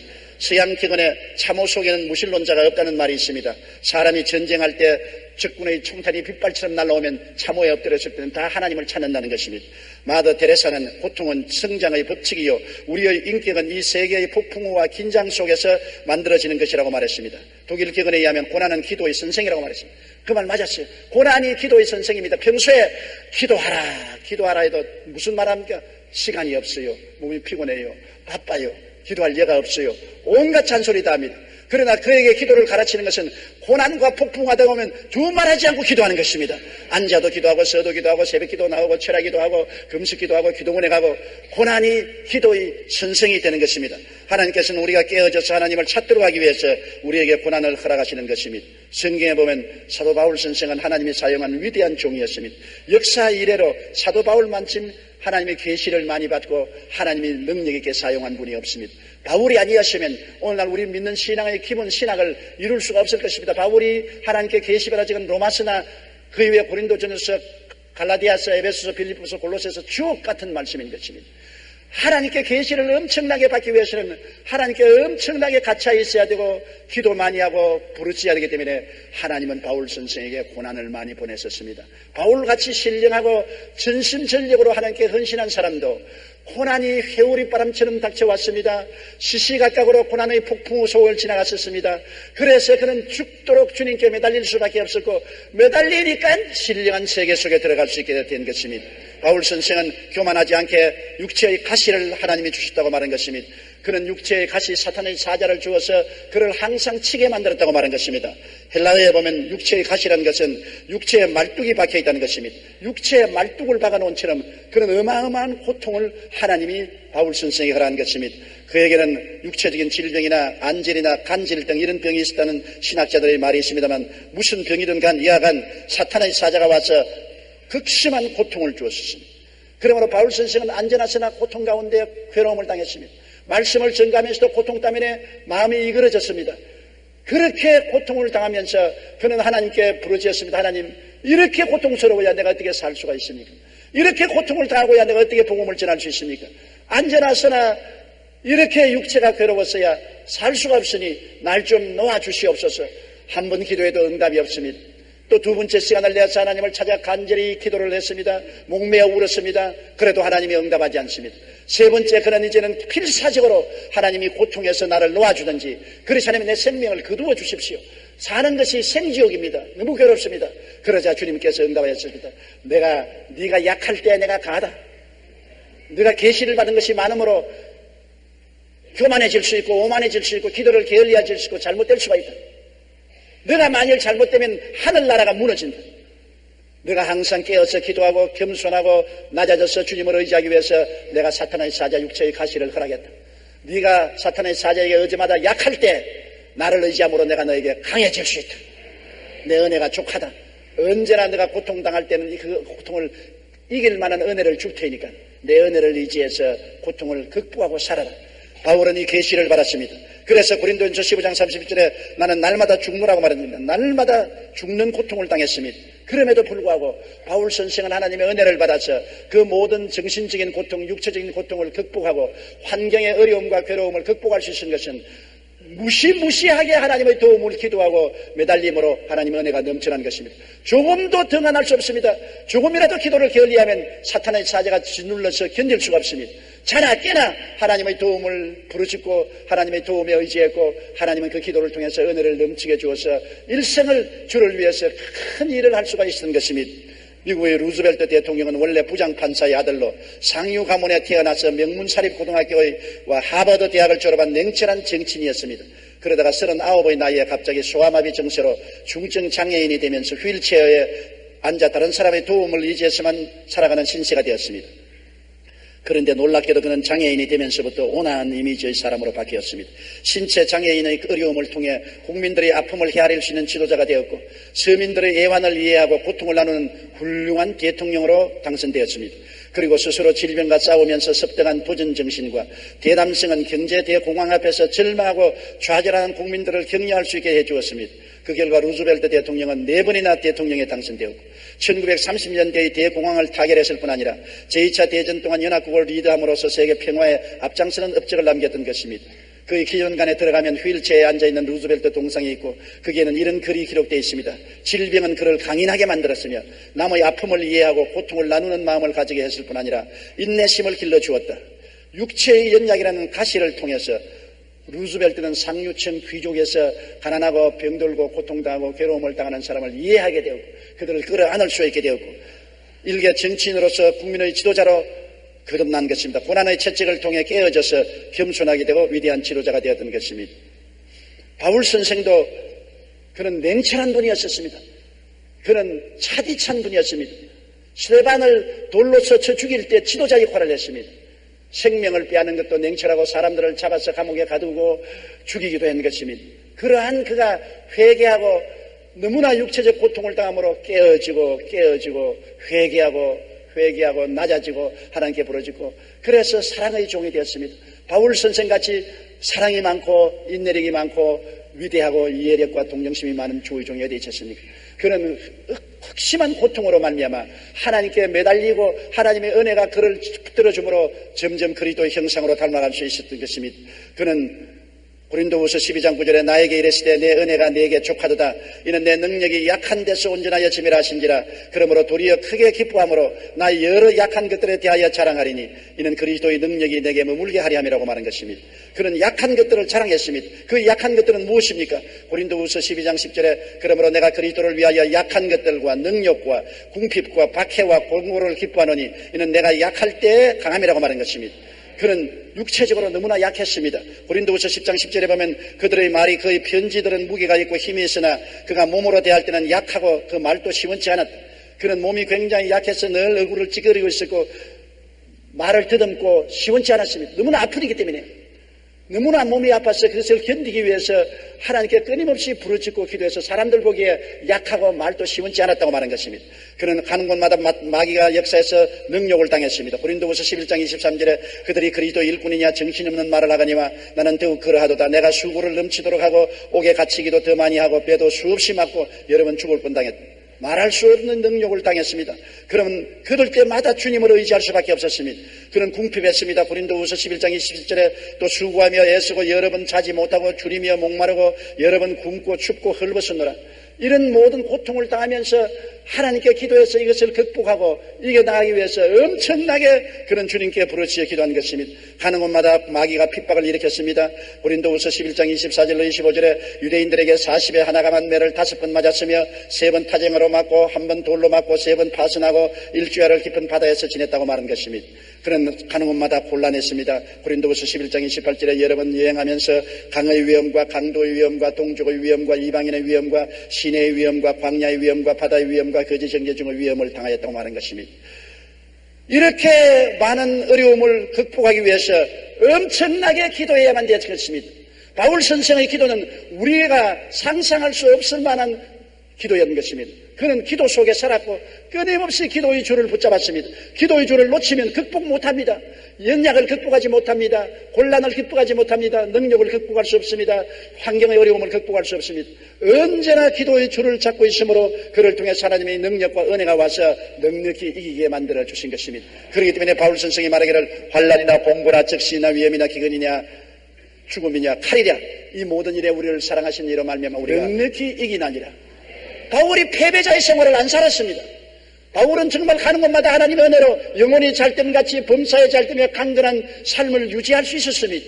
그러나 엄청나게 그를 도적질하고 죽이고 멸망시키는 마귀의 공격을 이기기 위해서 기도해서 하나님의 은혜로 승리할 수가 있었던 것입니다. 시편 50편 15절에 환난 날에 나를 부르라 내가 너를 건지리니 내가 나를 영화롭게 하리라. 바울 선생은 하나님께 부르짖어 기도하고 하나님의 은혜를 받아 하나님을 영화롭게 하는 삶을 살 수가 있었던 것입니다. 여러분 우리가 사는 동안에 고난이 동반하지 않은 축복은 저주가 되는 것입니다. 고난이 없이 축복만 받으면 반드시 세상으로 흘러갑니다. 고난 없이 영혼이 잘되고 범사에 잘되며 강건하고 부귀 영화 공명 세상 쾌락을 얻게 되면 세상으로 흘러가 버리고 영혼도 잃어버리고 생명도 잃어버리고 되고 마는 것입니다. 그렇기 때문에 고난이 동반하지 않는 축복은 저주라는 것을 알아야 되는 것입니다. 하나님 왜 고난을 주십니까? 고난 없는 세계에서 살고 싶습니다. 좋지요. 천당에 올라가면 고난 없이 살 수 있지요. 이 땅에는 마귀가 있고 세상에 있는 이상 마귀와 세상은 여러분을 유혹해서 어찌하든지 예수 그리스도를 버리고 멀리 세속을 따라 떠나서 지옥의 자식이 되게 만들려는 것입니다. 그런데 하나님이 예수 그리스도를 통해서 우리에게 삼중 축복을 주시고 영혼이 잘되고 범사에 잘되며 강건함을 주시기를 원하시니만은 은혜와 축복을 받으면 뒤로 물러간단 말인 것입니다. 잘되기만 하면 뒤로 물러가요. 기도를 안 해요. 말씀을 안 읽어요. 교회 출석을 등한히 해요. 전도하지 않아요. 그래서 하나님이 우리가 축복도 받고 신앙도 유지하기 위해서는 바울에게 가시가 있은 것처럼 고난의 가시를 반드시 보내야 되는 것입니다. 큰 축복을 받을 때는 큰 가시를 보내야 돼요. 적은 축복을 받을 때는 적은 가시를 보내야 돼요. 가시가 우리를 찔러야 우리가 축복도 누리고 신앙도 가질 수가 있게 되는 것입니다. 이렇기 때문에 하나님의 축복과 고난은 하나님이 똑같이 사용하는 하나님의 도구인 것입니다. 축복만 받으면 안 됩니다. 또 고난만 있으면 파멸되는 것입니다. 하나님은 고난에서 우리를 건져주시고 축복 때 또한 고난의 가시를 주어서 회개시켜 주시고 깨우치셔서 우리의 삶의 밸런스가 잡히게 만들어주는 것입니다. 항상 고난의 채찍에 맞으며 깨어져 회개하며 받는 축복이 참된 축복인 것입니다. 얼마나 축복이 귀하지 않습니까? 그러나 고난의 채찍에 맞으면서 받는 축복이어야 올바른 축복이 되지, 고난의 채찍에 맞지 않은 축복은 저주가 되고 나중에는 영혼을 잃어버리는 처참한 고통이 되고 마는 것입니다. 우리 하나님께서는 아담과 하와의 자손으로 태어나서 3대 재앙 속에 몸부림치는 우리에게 예수 그리스도의 십자가를 통해서 삼중 축복을 다 주시기를 원하시는 것입니다. 여러분 생명을 얻되 풍성히 얻기를 다 원하시는 것입니다. 그러나 그 축복을 유지하기 위해서는 일정한 고난도 항상 여러분에게 허락하는 것입니다. 고난이 와서 여러분을 늘 가시로 찌르고 채찍으로 때려서 회개하게 만들어주는 것입니다.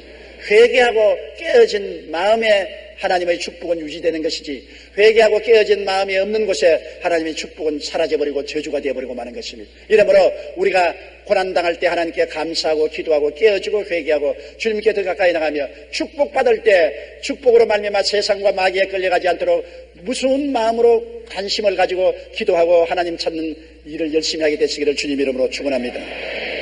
고난을 통해서 우리에게 영광스러운 구원을 갖다 온 것처럼 우리도 고난을 통해서 하나님의 영광스러운 축복의 은혜 속에 거하게 되시기를 주님 이름으로 축원합니다. 우리 다 같이 고개 숙여 기도드리겠습니다. 사랑이 많으신 우리 아버지 하나님, 고난은 우리에게 괴로운 것이고 우리가 원치 않은 것이지만은, 그러나 고난은 우리를 깨뜨리고 회개시키고 변화시키고 하나님을 찾게 하는 하나님의 사자의 역할을 한다는 것을 알게 도와주시옵소서. 축복만 있고 고난이 없으면 반드시 타락하고 세상으로 흘러가고 영혼도 잃어버린 것입니다. 축복과 함께 고난이 함께 있어야 축복된 것이 되지, 고난이 없는 축복은 죽음이요 저주인 것을 알게 도와주시옵소서. 그러므로 축복해 주신 하나님께 감사하고 또 고난도 주신 하나님께 감사한 우리들이 되게 도와주시옵소서. 예수님 이름으로 기도드리옵나이다. 아멘. 우리는 두 세계 속에 살고 있습니다. 그것은 시간, 공간, 물질인 3차원의 세계와 눈에 보이지 않고 감각적으로 체험할 수 없으나 공기처럼 존재하는 영적 세계, 즉 4차원의 세계, 그 두 가지를 다 갖고 살아가고 있는 것입니다. 우리는 영적인 사람이기 때문에 물질적인 3차원적인 육신 속에 살고 있으므로 또 영적 세계를 가진 두 세계를 동시에 소유하고 있습니다. 육신은 3차원에 속하고 영은 3차원 뛰어넘는 4차원적 영적 세계에 속하여 있는 것입니다. 그 때문에 우리가 갖는 지식도 두 근원에서 나옵니다. 물질적인 3차원적 지식은 보고 듣고 냄새 맡고 만져보고 감각적인 수단과 지적 이성적인 과학적인 지식을 말합니다. 그러나 믿는 사람은 영적인 세계에서는 지식이 있습니다. 이 지식은 감각이나 이성을 통한 것이 아닌 하나님의 계시를 통한 말씀의 지식인 것입니다. 이 계시적인 지식은 인간 이성으로는 도저히 이해할 수 없고 믿음으로 받아들여야만 되는 것입니다. 실상은 3차원적 지식은 초등학문이고 신령한 계시적인 지식은 고등학문에 속한 것입니다. 우리 예수 믿는 사람은 이 영적 지식을 따라 믿음으로 삽니다. 그러므로 하나님의 신령한 세계 속에 살기 위해서는 우리가 해야 돼야 할 몇 가지 사항이 있습니다. 첫째로 참된 진리를 알아야만 하는 것입니다. 3차원에 속한 물질적인 세계는 진리인 것 같으나 실상은 그렇지가 않습니다. 여러분, 똑같은 사물을 볼 때 하나님이 보시는 것과 인간이 보는 것이 다릅니다. 하나님이 보시는 것은 영원하고 참된 진리고, 인간이 보는 것은 순간적이고 찰나적이고 현실적인 것이고 사라져버릴 것인 것입니다. 우리 선악과를 보십시오. 하나님이 선악과를 보실 때는 아담과 하와가 그를 먹는 날에는 반드시 죽으리라고 말하셨습니다. 하나님이 보시는 선악과에 대한 진리인 것입니다. 그러나 사탄이 와서 아담에게 말한 거짓말을 보십시오. 선악과를 먹는 날에는 너도 눈이 밝아 하나님처럼 된다. 두 정보를 얻고 있습니다. 하나님께로부터 나오는 정보도 있고 마귀에서부터 온 정보도 있는데, 하나님으로부터 나오는 정보는 영원한 진리입니다. 선악과를 먹는 날에는 반드시 죽는다는 것이고, 마귀로부터 오는 정보는 먹어도 안 죽는다. 내 눈이 밝아 너가 하나님처럼 된다. 이 두 사이에 아담과 하와가 깨어 있는데 하나님으로부터 나오는 삶의 진실한 진리를 받아들이지 아니하고 마귀의 거짓된 정보를 받아들여서 그를 믿고 따라갔기 때문에 패가 망신하고 마른 것입니다. 그러므로 우리는 하나님의 말씀이 주는 바른 지식 속에서 해야 되는 것입니다. 하나님의 말씀은 우리 눈으로 보고 귀로 듣고 마음으로 깨닫지 못해도 그것은 진실인 것입니다. 하나님은 거짓이 아닙니다. 참입니다. 마귀는 아무리 고소한 말을 해도 그러나 그것은 거짓으로 포장된 것입니다. 여러분, 하나님이 주시는 진리는 무엇입니까? 우리를 십자가 앞으로 데리고 오셔서 그리스도의 십자가를 바라보고 변화를 입으라는 것입니다. 예수님이 하나님으로서 사람이 되어 오셔서 사람을 대신하여 십자가에 몸짓고 피 흘려 죽으심으로 그리스도를 통해서 우리들이 용서받고 의롭게 되고 마귀와 세상을 벗어나고 거룩하고 성령 충만하게 되고 치료받게 되고 건강을 얻게 되고 저주에서 해방되고 아브라함의 축복과 형통을 얻게 되고 사망과 음부를 벗어버리고 부활과 영생과 천국 시민이 되는 이 아름다운 진리를 주님께서 우리에게 말씀해 주시고 있는 것입니다.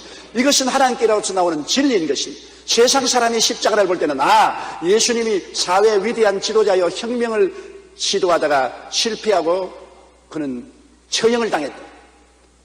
그가 간 반정부 혁명분자로 처형을 당했다. 사람이 보는 예수 그리스도에 대한 정보인 것입니다. 그러나 하나님이 보는 눈은 다르죠.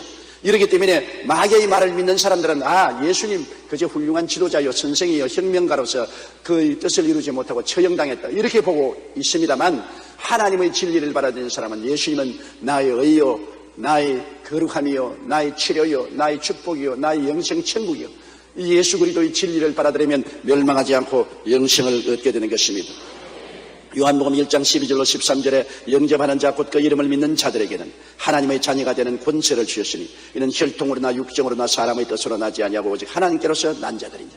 진리를 알고 영접하면 위대한 축복이 임하는 것입니다. 베드로전서 2장 9절의 말씀대로 오직 너는 택하신 족속이요 왕같은 제사장이요 거룩한 나라요 그의 소유된 백성이 되는 것입니다. 이러므로 우리가 여러분 사는 세상에는 항상 양방에서 정보가 들어옵니다. 하나님이 말씀해 주시는 진실한 정보가 있고 마귀가 갖다 주는 거짓된 정보가 있습니다.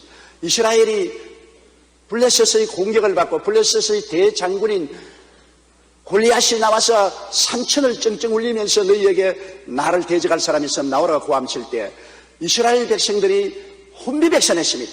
그런데 그때 다윗이 왔을 때 다윗에게 두 가지 정보가 왔습니다. 하나님께로부터 오는 정보가 있고 마귀가 배후에서 역사에서 사울 왕을 통해서 세상적으로 주는 정보가 있습니다. 하나님이 주시는 정보는 뭡니까? 다윗은 만군의 야훼 이스라엘의 하나님을 모욕하는 저 할례받지 못한 골리앗은 단방에 멸할 수 있다. 내가 양을 치다가 아버지의 양떼에 들어와서 양을 물고 가는 사자와 곰도 하나님 이름을 의지하고 쳐선적 저 골리앗은 짐승과 하나같이 된다.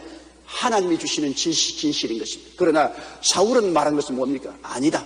저 골리앗은 어릴 때부터 대장군이요 너는 17살 정도밖에 안 되는 초립동이라 감히 나가서 싸우지 못한다. 너 이기지 못한다. 두 가지 정보인 것입니다. 성경 사무엘상 17장 32절로 36절에 보면 다윗이 사울에게 고하되 그를 인하여 사람이 낙담하지 말 것이라 주의 종이 가서 저 블레셋 사람과 싸우리이다. 사울이 다윗에게 이르되 내가 가서 저 블레셋 사람과 싸우기에 능치 못하리니 너는 소년이요 그는 어려서부터 용사임이라. 다윗이 사울에게 고하되 주의 종이 사자와 곰도 쳤은즉 사실은 하나님의 군대를 모욕한 이 할례 없는 블레셋 사람이리까 그가 그 짐승의 하나와 같이 되리이다. 보십시오. 하나님이 주시는 정보가 있고 사탄이 사주해서 그를 통해서 얻은 마귀적이고 세상적인 정보가 있습니다. 이 두 정보 중에 무엇을 믿을 것입니까? 다윗은 하나님의 말씀을 믿었습니다. 그래서 그는 물맷돌 3개를 가지고 골리앗을 대적하러 나가서 그를 쳐서 넘어뜨리고 이스라엘을 블레셋에서 구원하는 역사가 일어난 것입니다. 항상 우리에게는 두 세계에서 정보가 오는 것입니다. 하나님의 세계에서 오는 진리의 말씀의 정보와 마귀가 갖다주는 거짓되고 헛된 가식의 정보가 있는 것입니다. 이것을 분별해내야 되는 것입니다. 항상 하나님이 주시는 진리는 성경 말씀을 통해서 오시는 것입니다. 말씀이 가르치시는 삶의 길을 따라가야 되는 것입니다. 이는 모든 의인은 믿음으로 말미암아 살아야 된다는 성경 말씀대로 하나님의 진리는 환경을 바라보고 비판하거나 감각으로 평론하거나 인간의 이성으로 지식으로 평론해서는 안 됩니다. 하나님의 말씀은 믿음으로만 받아들여야 되는 것입니다. 하나님의 그 위대한 진리는 가감할 수 없습니다. 우리는 하나님 앞에 엎드려 오직 성령의 도우심을 받아 믿음으로 말씀을 받아들여야 되는 것입니다.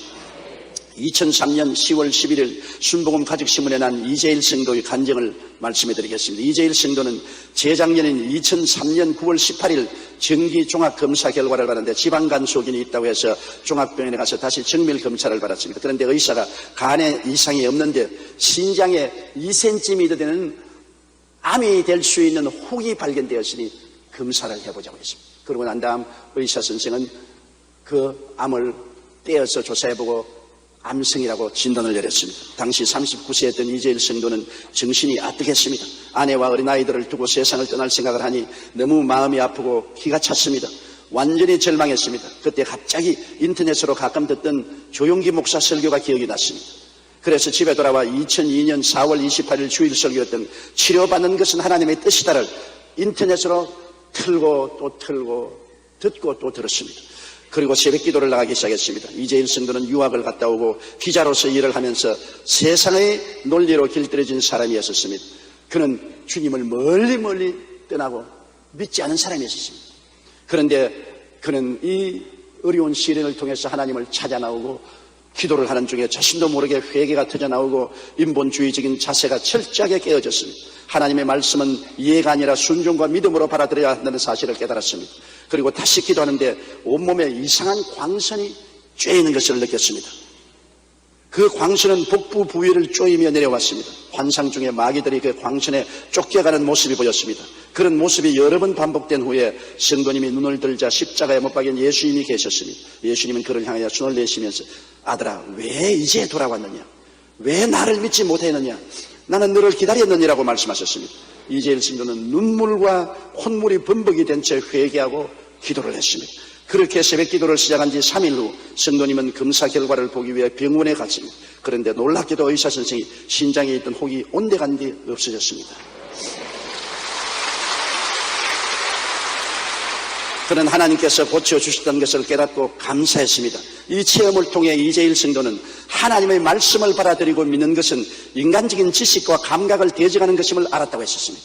환경이 어떻게 되든 감각이 어떻게 느끼든 인간적인 이성과 지식이 무엇라고 말하든 그곳에 따라가면 낭패되지만은 하나님 말씀을 따라가면 그것이 진짜라는 것입니다. 하나님의 진리는 인간적인 지식과 감각을 초월합니다.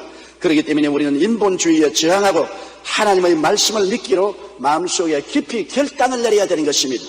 하나님 말씀만이 참이요 진리요 영원합니다. 저 하늘이 무너지고 이 땅이 꺼져도 1.1핵도 변하지 않습니다. 그러나 마귀가 주는 세상적인 정보와 지식은 허무맹랑합니다. 환경이 변하듯이 변하다고 감각이 변천무상하고 인간의 이성과 지식이 얍삭빠르게 말하는 그 토대가 언제나 무너지고 마는 것입니다. 데살로니가 후서 2장 13절로 14절에 하나님이 처음부터 너희를 택하사 성령의 거룩하게 하심과 진리를 믿음으로 구원을 얻게 하심이니 이를 위하여 우리 복음으로 너희를 부르사 우리 주 예수 그리스도의 영광을 얻게 하려 하심이라. 히브리서 11장 6절에 믿음이 없이는 기쁘시게 못하느니 하나님께 나아가는 자는 반드시 그가 살아계신 것과 그를 간절히 찾는 자에게 복 주시는 이심을 믿어야 할지니라고 말씀하신 것입니다. 하나님의 말씀에 대적하는 지식은 흠이 날조된 거짓된 지식입니다. 말씀을 대적하고 말씀을 거역하는 모든 지식은 흠이 날조된 거짓된 지식인 것입니다. 타락한 인간의 절망적인 실존을 오늘날 흠이 날조된 지식은 미화하고 있는 것입니다. 인간은 과학과 이성을 통해서 자유와 번영을 가져오고 온 세계를 지상천국으로 만들 수 있다고 생각하는 것은 흠이 날조된 지식입니다. 인간은 타락함으로 말미암아 죄와 정죄, 허무와 무임이 죽음과 무의 종이 되어서 끝없이 떠내려가는 하나의 낙엽과 같다는 것을 인정하지 않습니다. 디모데전서 4장 1절로 2절에 그러나 성령이 밝히 말씀하시기를 후일에 어떤 사람들이 믿음에서 떠나 미혹해 하는 영과 귀신의 가르침을 쫓으려 하셨으니 자기 양심이 화인 맞아서 외식함으로 거짓말한 자들이라. 귀신들이 믿음에서 떠나 거짓된 가르침을 가르치는 것입니다. 그러므로 보십시오. 하나님의 성령이 가르치는 진실한 진리가 있는가 하면 반대로 마귀와 귀신들이 거짓된 가르침으로 사람들을 속이는 것입니다. 여러분, 우리가 사는 이 현실 세계가 인간이 과학과 이성과 자유로서 유토피아를 만들겠다고 하는데 이 세상 지상 낙원이 어디 있습니까? 미국에 가도 구라파에 가도 아시아 어느 나라에 와도 한국에 와도 지상 낙원은 없습니다. 항상 전쟁과 전쟁 소문이 나고 염려, 근심, 불안, 초조, 절망, 시기, 분노, 질투, 피흘림과 싸움이 끝이 없습니다. 인간은 모두 다 죄에 짓눌려 있고 삶이 어디서 와서 왜 삶이 어디로 가는지 알지 못하는 허무맹랑한 인력 구름과 같고 인간은 결국 죽어서 한 주먹 흙으로 돌아가는 비극적인 사실을 인정을 안 할래야 안 할 수가 없습니다. 이 사실을 인정하고 예수께로 나와야만 되는 것입니다. 흡이 날조된 거짓된 지식에 안주해서는 안 됩니다. 미국 FBI의 존 에드워드 후보는 22세 법무부에 들어가서 29세 FBI 국장에 대해 무려 48년 동안이나 국장으로 일했습니다. 범죄자들에 대해서는 당대 최고의 전문가라고 할 수 있는 그가 한 말이 참으로 인상적입니다. 그는 말하기를 오늘 교회에 나가지 않은 아이는 내일 범죄자가 된다고 말했습니다. 오늘 교회에 나가서 하나님의 참 진리를 깨달아 알고 믿고 실천하지 않은 자는 내일의 범죄자의 가능성을 품에 품고 있다고 세계적인 범죄 전문가가 그렇게 말했습니다. 범죄를 일으키는 사람 대부분이 하나님을 믿지 않기 때문에 성경이 아닌 이 세상의 흡이 날조된 지식으로 살다가 범죄자가 되었다는 것입니다. 우리는 하나님의 말씀이 주는 바른 지식과 삶의 길로 나아가야 합니다. 이는 오직 믿음으로만 받아들일 수가 있습니다. 에레미야서 17장 9절에 만물보다 거짓되고 심히 부패한 것은 마음이라 누가 능히 이를 알리요. 우리 마음 우리가 알 수 없고 내 마음 나도 믿을 수가 없지 않아요. 말씀 밖에는 우리에게 참 진리와 등대가 있을 수가 없습니다. 시편 94편 11절에 야훼께서는 사람의 생각이 허무함을 아신다고 말했습니다. 시편 119편 118절에 주의 율례에서 떠나는 자는 주께서 다 멸시하셨으니 저희 괴사는 허무함이라고 말했습니다. 그러므로 우리 마음 우리도 모르고 우리 마음이 한없이 부패했기 때문에 이 마음이 우리의 등대가 되고 안내자가 못 됩니다. 오직 하나님의 말씀이 우리의 등대가 되고 우리의 빛이 되고 길이 되는 것입니다. 그러므로 말씀에 서야지 말씀을 떠나서는 안 되는 것입니다. 우리는 말씀에 반대되는 감각과 부정적인 환경과 거짓된 지식에 둘러싸여 살고 있습니다. 어느 곳을 봐나 환경이 말씀에 반대하고 우리의 감각이 말씀에 반대되고 지식과 이성이 하나님 말씀을 반대하는 그러한 가르침과 그러한 환경 속에 살고 있습니다. 초등학교 때부터 성경을 거부하지 않습니까? 중등, 고등, 대학을 나오면서 학교 교육이란 진화론을 주장하고 하나님의 말씀을 거부하고 하나님을 없다고 말하는 그런 분위기 속에서 인생들은 살아가고 있는 것입니다. 온 세상이 악한 자에게 속해 있으므로 악한 마귀는 시작부터 교육을 무신론적인 교육을 시켜서 하나님께 나오지 못하도록 철저히 방위벽을 쌓고 있는 것입니다. 디모데전서 6장 3절로 5절에 누구든지 다른 교훈을 하며 바른 말 곧 우리 주 예수 그리스도의 말씀과 경건에 관한 교훈에 창념치 아니하면 저는 교만하여 아무것도 알지 못하고 변론과 언쟁을 좋아하는 자니 이로써 투기와 분쟁과 회방과 악한 생각이 나며 마음이 부패하여 지고 진리를 잃어버려 경건을 이익의 재료로 생각하는 자들에게 다툼이 일어나느니라고 말씀하고 있는 것입니다. 왜 하나님의 말씀과 계시에 써야 됩니까? 그 길만이 사는 길이기 때문인 것입니다. 어떤 길은 사람들 보기에 올바른 길 같으나 그 길로 가다가 천길 만길 낭떠지에 떨어지는 것입니다. 우리 보기에는 어리석은 길 같아도 하나님의 길은 결국에는 사는 길이 되는 것입니다. 비행 항공수로의 선구자라고 불리는 영국의 항공 설계사 핸들리 페이지라는 사람이 있었습니다. 하루는 그가 많은 관중에게 에어쇼를 보여주고 있었는데 갑자기 비행기 안에서 바스락거리는 소리가 들렸습니다. 살펴보니 생쥐 한 마리가 기내의 전선을 갉아 먹고 있었습니다. 그는 너무나 당황했습니다. 쥐가 갉은 전선이 끊기거나 합선이라도 되는 날에는 비행기는 당장 곤두박질을 치고 추락할 것입니다. 그는 어찌하든지 추락만을 막아보려고 생각해서 하나님께 도와달라고 간절히 기도를 했습니다. 그리고 지상으로 빨리 내려가려고 서두는데 갑자기 기도하는데 성령께서 마음속에 말씀하시기를 올라가라 내려가지 말라. 인간의 이성과 지식으로 생각하면 쥐가 전선을 갉아먹고 있기 때문에 빨리 지상으로 내려가야 되겠는데 기도하니까 성령께서는 반대로 올라가라 합니다. 자, 양쪽에서 정보가 들어옵니다. 인간적인 과학적인 지식으로는 내려가라 하는데 기도할 때 성령은 올라가라 합니다. 어느 정보를 따라야 됩니까? 이분은 신실한 신앙인이었기 때문에 하나님의 말씀을 따라서 비행기를 공중으로 높이 뛰어 올랐습니다. 왜 하고서 높이 올라가니까 공기가 희박해져서 그만 쇠양지가 숨이 닿다가 죽어버리고 말았었습니다. 전선을 깔아먹던 쇠양지가 그냥 공기가 희박해지고 산소가 부족하니까 죽어버리고 비행기는 안전하게 목표를 도달하고 지상에 안착할 수가 있었던 것입니다.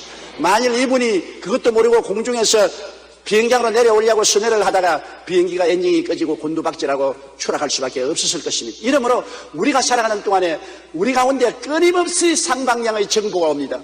마귀적이고 세상적인 정보도 오고 하나님 말씀과 성령이 주시는 정보도 옵니다. 그렇기 때문에 항상 기도하고 말씀에 서서 우리는 하나님의 길을 선택해야 되는 것입니다. 하나님의 길을 선택하고 믿고 나가면 결코 실망하지 않고 낙심하지 아니할 것입니다. 둘째로 성경에는 나의 의인은 믿음으로 말미암아 살리라고 말했습니다. 영적 진리는 이성적으로 증명할 수 없는 최고등의 지식입니다. 이는 오직 성령님의 도우심으로 믿음으로 받아들여야 합니다. 어린아이들에게 여러분 고등수학을 이해시킬 수 없습니다. 그냥 공식을 외우라고 하지 이해시킬 수가 없습니다. 이해할 수 있는 지능이 없습니다. 우리가 하나님을 이해 못합니다. 하나님의 그 깊고 영원하신 섭리를 인간의 지식과 이성으로 어떻게 해석을 할 수 있습니까? 어림도 없는 일인 것입니다. 그러므로 하나님의 말씀은 믿고 나아가야 되는 것입니다. 우리가 하나님 말씀을 가지고 왈가왈부 논쟁을 해서는 안 되는 것입니다. 예수님께서 마르다와 마리아를 데리고 나사로의 무덤가에 왔습니다. 그리고 마르다를 보고 무덤에 돌을 옮겨 놓으라고 했습니다. 그때 마르다와 마리아와 모인 군중들이 뭐라고 말했습니까? 무덤에 들어간 지 나흘이 되어 썩은 냄새가 나는데 무덤의 돌을 옮겨 놓을 수 없습니다. 창피 막심할 것입니다. 그냥 죽은 것이 아니라 이미 썩어서 냄새가 나는데 왜 무덤물은 옮겨 놓으랍니까? 예수님이 말에 저항했습니다. 그때 예수님이 얼굴을 붉히시고 주먹을 불끈 쥐고 마르다를 보고 고함을 쳤습니다. 마르다여, 내가 네게 말하느니 내가 믿으면 하나님의 영광을 보리라고 하지 않느냐. 여기에 주님이 요구한 것은 뭡니까? 환경에 냄새가 나는 것, 그거 아닙니다. 인간적으로 감각적인 것 아닙니다. 이성과 지식이 아닙니다. 말씀을 믿으라는 것입니다. 주님이 요구하는 것은 내가 믿으면 하나님의 영광을 보자니. 마르다와 마리아는 예수님의 너무 음한 모습을 보고 질렸습니다. 그래서 환경도 감각도 인간적인 이성적인 지식도 제껴놓고 말씀에 순종해서 믿음으로 무덤 문을 옮겨놓으니까 주님께서 나사로야 나오라! 그렇게 명령하시니 수의를 둥인 채로 그는 무덤에서 걸어 나오게 된 것입니다. 하나님의 역사는 우리보다 차원이 높습니다. 3차원의 물질적인 세계에 속한 사람들보다는 4차원 이상의 위대한 하나님의 능력을 가지고 역사하는데 우리가 어떻게 하나님을 평론하겠습니까? 마귀는 인간적인 지식과 환경과 감각을 통하여 거짓을 받아들이고 그것에 항복하도록 끊임없이 압력을 합니다. 항상 우리 주위에 너희 인간적인 지식과 이성을 믿어라. 환경을 믿어라. 감각을 따라 믿어라. 그리고 하나님 말씀 믿는 것을 포기하라. 이렇게 압력을 가합니다. 보통 압력을 가하는 게 아닙니다. 환경을 보라. 감각을 보라. 느껴보라. 이성적으로 생각해보라. 될 만한 짓을 해라. 그러나 하나님 말씀은 분명하게 우리에게 말씀하고 계신 것입니다. 여러분, 마귀의 말을 받아들이고 항복하면 도적질 당하고 죽임을 당하고 멸망을 당합니다. 에베소 4장 18절로 19절에 저희 총명이 어두워지고 저희 가운데 있는 무지함과 저희 마음이 굳어짐으로 말미암아 하나님의 생명에서 떠나 있도다. 저희가 감각 없는 자 되어 자신을 방탕에 방임하여 모든 더러운 것을 욕심으로 행하게 하는 것이 마귀가 하는 일인 것입니다. 마귀는 틈만 있으면 들어와서 우리들에게 감각주의자, 현실주의자, 인간 이성주의자가 되고 말씀을 어찌하든지 배제하려고 애를 쓰는 것입니다. 바닷가에 가면 해변에서 불가사리를 자주 볼 수 있습니다. 그런데 이 불가사리가 조개를 잡아먹는 것을 보면 꼭 마귀가 그리스도인을 도적질한 것 같습니다. 해변에 있는 불가사리 보셨죠? 바다 밑에 불가사리가 많으면 조개가 하나도 살아남지 못합니다. 불가사리가 조개를 삼각형으로 된 조개를 발로서 끌어안습니다. 불가사리 밑에는 수많은 빨판이 있어요. 그 빨판으로 조개의 입을 자꾸 열어 제끼려고 하다가 1mm만 열리면 빨판이 그 안에 들어가서 쭉쭉 조개살을 다 빨아먹어버립니다. 그러면 조개는 빈 껍데기만 남습니다. 마귀는 우리 주위에 둘러싸고 불신앙의 빨판을 드러내어서 1mm더라도 의심이 들어오게 만들고 의심만 들어오면 신앙을 쫙 빨아먹어버리고 마는 것입니다.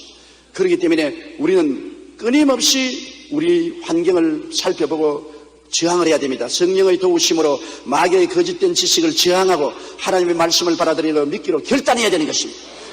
기도하고 성령께 의지하고 눈에는 아무 전가 안 보이고 귀에는 아무 소리 안 들리고 손에는 잡혀있는 것 없어도 나는 말씀을 믿는다. 아예 마음의 믿음을 선택하고 결단을 내려야 되는 것입니다. 자꾸 갈대처럼 바람에 날리면 안 돼요. 바람에 날리는 갈대와 같은 그런 마음을 가져서는 안 돼요. 하나님 말씀을 믿겠다면 아예 결정을 하고 살아도 믿고 죽어도 믿는다. 흥해도 믿고 망해도 믿는다. 성해도 믿고 망해도 믿겠다.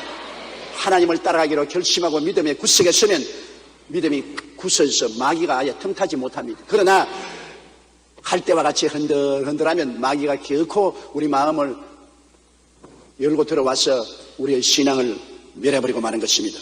에베소 4장 21절로 24절에 진리가 예수 안에 있는 것 같이 너희가 과연 그에게 듣고 또한 그 안에서 가르침을 받았을진데 너희는 유혹의 욕심을 따라 썩어져가는 구습을 주는 옛사람을 벗어버리고 심령으로 새롭게 되어 하나님을 따라 의와 진리의 거룩함으로 지음을 받는 새 사람을 입으라고 말씀하고 있는 것입니다.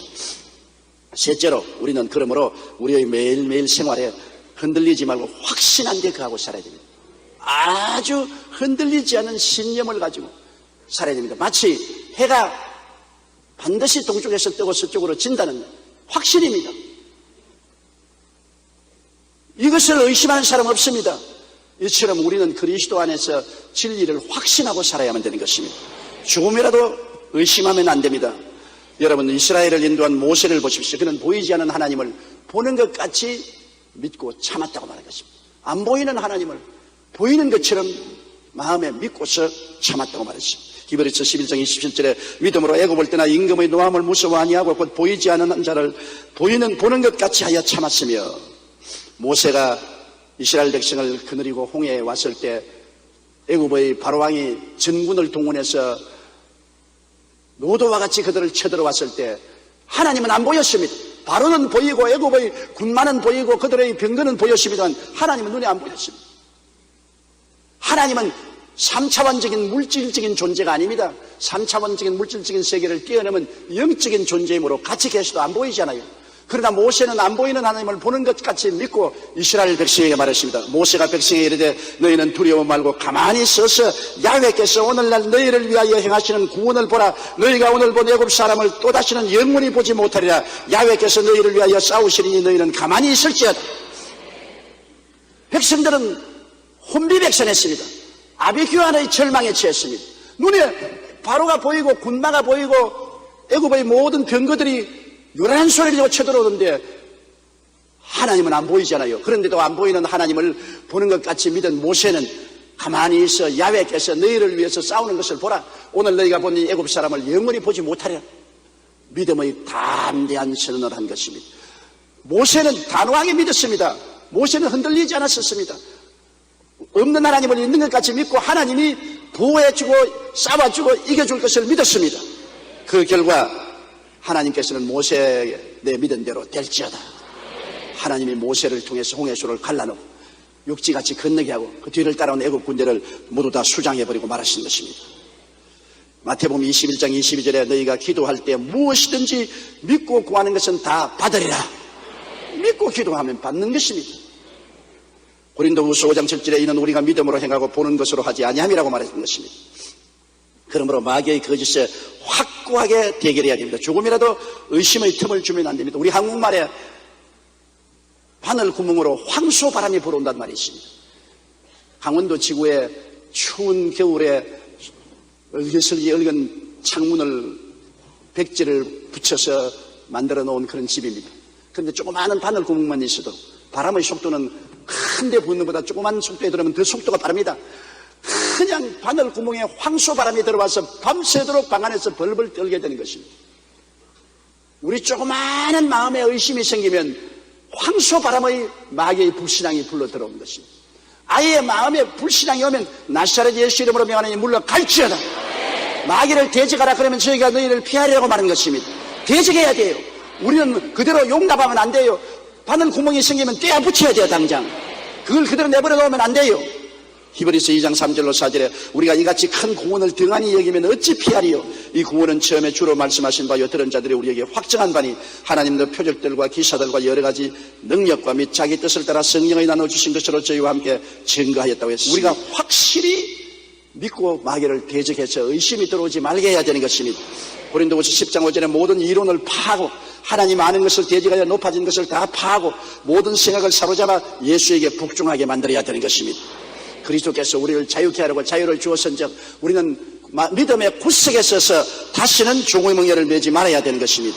항상 승리만을 생각하고 꿈꾸고 말하고 찬양해야 됩니다. 여러분이 일단 주님과 함께 길을 떠난 이상은 뒤를 돌아보면 안 돼요. 장기를 들고 뒤를 돌아보면 내 하늘나라에 합당치 않다고 했습니다. 예수님과 함께 합치지 않았으면 몰라도 예수님과 함께 인생길을 걸어간다면 주의 말씀을 믿고 죽으나 사나 뒤를 돌아보지 말고 승리만을 생각하고 꿈꾸고 말하고 찬양을 해야만 되는 것입니다. 잠언서 16장 20절에 삼가 말씀에 주의하는 자는 좋은 것을 얻나니 야훼를 의지하는 자가 복이 있다고 말했었으며 에레미야 15장 11절에 내가 진실로 너를 강하게 할 것이요 너로 복을 얻게 할 것이라고 말했으며 로마서 10장 10절에 사람이 마음으로 믿음에 이르고 입으로 신하여 구원에 이른다고 말한 것입니다. 미국의 많은 크리스찬들은 편지의 마무리에 종종 on the victory side라는 글을 씁니다. 한국말로 번역하면 승리편에 서 있다는 말인 것입니다. 이 말을 제일 처음 사용한 사람은 유명한 청교도 장군이었던 영국의 올리버 크롬웰 장군이었습니다. 그는 영국에서 내전이 벌어졌을 때 상황이 매우 불확실하였음에도 불구하고 승리를 확신했습니다. 그는 편지 끝에 항상 on the victory side 그리고 자기 이름인 올리버 크롬웰을 썼습니다. 항상 승리편에 있는 올리버 크롬웰이라고 썼습니다. 공문서에서도 모든 개인 편지에도 이 말을 썼습니다. 크롬웰 장군에서 내려온 편지나 공문서를 읽는 참모들과 스태프들은 그가 늘 승리를 확신하고 있다는 것을 알았습니다. 그런데 이 승리의 확신이 점차 부대에 퍼지기 시작하여 나중에는 온 부대원이 승리를 확신하게 되었습니다. 여러분, 긍정적인 말도 순식간에 퍼집니다. 부정적인 말도 유행병처럼 퍼집니다. 크롬웰 장군은 모든 공문서와 편지에 나는 승리의 편에 서 있다고 적었습니다. 그걸 본 사람마다 크롬웰 장군이 승리의 편에 서 있구나.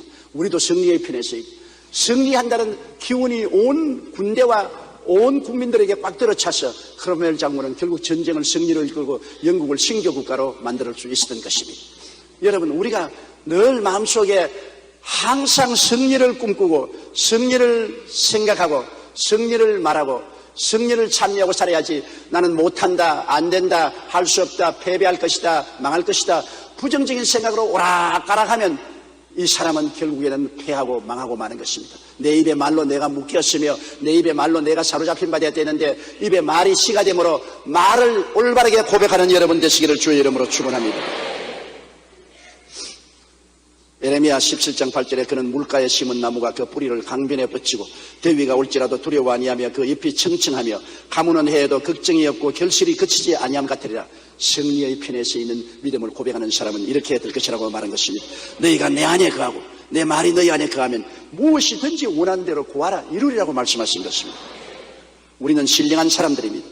우리는 이스라엘 백성이 신령한 양식을 먹고 살았던 것처럼 말씀을 먹고 삽니다. 신령한 세계에서 신령한 지식을 갖고 믿음과 확신의 삶을 살고 하나님의 은혜와 능력을 의지하고 나가면 마귀가 아무리 우리를 두적질하고 죽이고 멸망시키려고 왔다가도 도망을 치고 말 것입니다. 존 웨슬레가 영국 옥스퍼드 대학에 다닐 때 그는 성경을 연구하는 모임을 만들었습니다. 바로 홀리 클럽이었습니다. 이 홀리 클럽은 처음 4명으로 시작했다가 나중에 6, 7명으로 늘어났습니다. 이들은 주로 저녁에 4시간씩 모여서 기도하고 성경을 깊이 연구했습니다. 이들이 얼마나 열심히 성경을 연구하든지 다른 학생들은 이들을 성경벌레라고 불렀습니다. 그런데 하나님께서 이들을 통해서 놀라운 일을 이루셨습니다. 이 성경을 열심히 연구한 그들은, 존 웨슬리는 영국의 영적 부흥을 일으켜 영국과 미국을 뒤에 흔들어 놓았었습니다. 그의 동생 찰스 웨슬리는 평생 6,000개의 찬송가를 썼으며 또 조지 휘트필드는 요나단 에드워드와 함께 미국의 뉴 잉글랜드에서 일어났던 제1차 영적 대각성 운동을 주도했습니다. 신령한 양식인 하나님의 말씀을 깊이 연구하는 자들에게 하나님께서 은혜와 능력을 부어주신 것입니다. 말씀을 떠나지 마십시오. 말씀을 벽에 베십시오. 품에 품으십시오. 이것이 하늘나라에서 내려오는 진실한 정보인 것입니다. 참입니다. 말씀을 떠난 모든 것은 거짓되고 헛된 것이 되는 것입니다. 우리는 신령한 사람들이기 때문에 이스라엘 백성이 신령한 양식을 먹고 살아가는 것처럼 말씀을 먹고 살아가야 합니다. 신령한 세계에서 신령한 지식을 갖고 믿음과 확신의 삶을 살고 하나님의 은혜와 능력을 의지하고 살 때 하나님께서는 우리를 통해 놀라운 일들을 이루실 것입니다. 진리 안에서 성경은 아무리 많이 읽어도 지나칠 수 없다고 종교개혁자 마르틴 루터는 말했습니다. 자동차 왕 헨리 포드는 나의 성실성, 존경심, 봉사심은 어려서 성경 말씀을 듣고 얻은 것에서 나왔다고 말한 것입니다. 백화점 왕 워너메이커는 내가 12살 때 $2 50센트로 산 성경이 오늘날 나를 만들었다고 말한 것입니다. 세계를 변화시키고 세계를 흔들어 놓은 위대한 지도자들이 다 말씀을 통해서 하나님의 정보를 받아들이고 진리를 받아들이고 말씀을 따라 살아서 역사와 운명을 변화시킨 사람들인 것입니다. 우리는 이 말씀을 하나님께로부터 받았으므로 믿고 확신한 데 거하게 되시기를 주의 이름으로 축원합니다. 다 같이 고개 숙여 기도드리겠습니다. 전능하신 아버지 하나님, 마음에 늘 불안, 초조, 절망을 가지고 살지 말고 나는 못한다, 안 된다, 할 수 없다고 생각하고 말하고 행동하고 살지 말고 말씀에 서게 도와주시옵소서. 말씀을 통하여 하나님은 거짓되지 않는 확실한 진리를 우리에게 주시는 것이오니 말씀을 생각하고 받아들이고 믿고 기도하고 말씀을 입으로 시인하며 말씀으로 더불어 사는 흔들리지 않은 믿음의 용사들이 다 되게 도와주시옵소서. 그래서 환경과 감각과 운명과 모든 인간적인 지식을 초월한 하나님의 역사를 가지고 사는 우리들이 되게 도와주시옵소서. 하나님 말씀에 나의 의인은 믿음으로 말미암아 살리라. 뒤로 물러가면 내 마음이 저를 기뻐하지 아니하라고 말했사오니 환경을 보고 물러가고 인간의 감각을 보고 물러가고 인간의 헛된 이성과 지식을 보고 뒤로 물러가는 헛된 사람 되지 말고 말씀을 믿고 말씀으로 따라 나아가는 우리들이 되게 도와주시옵소서. 예수님 이름으로 기도드리옵나이다.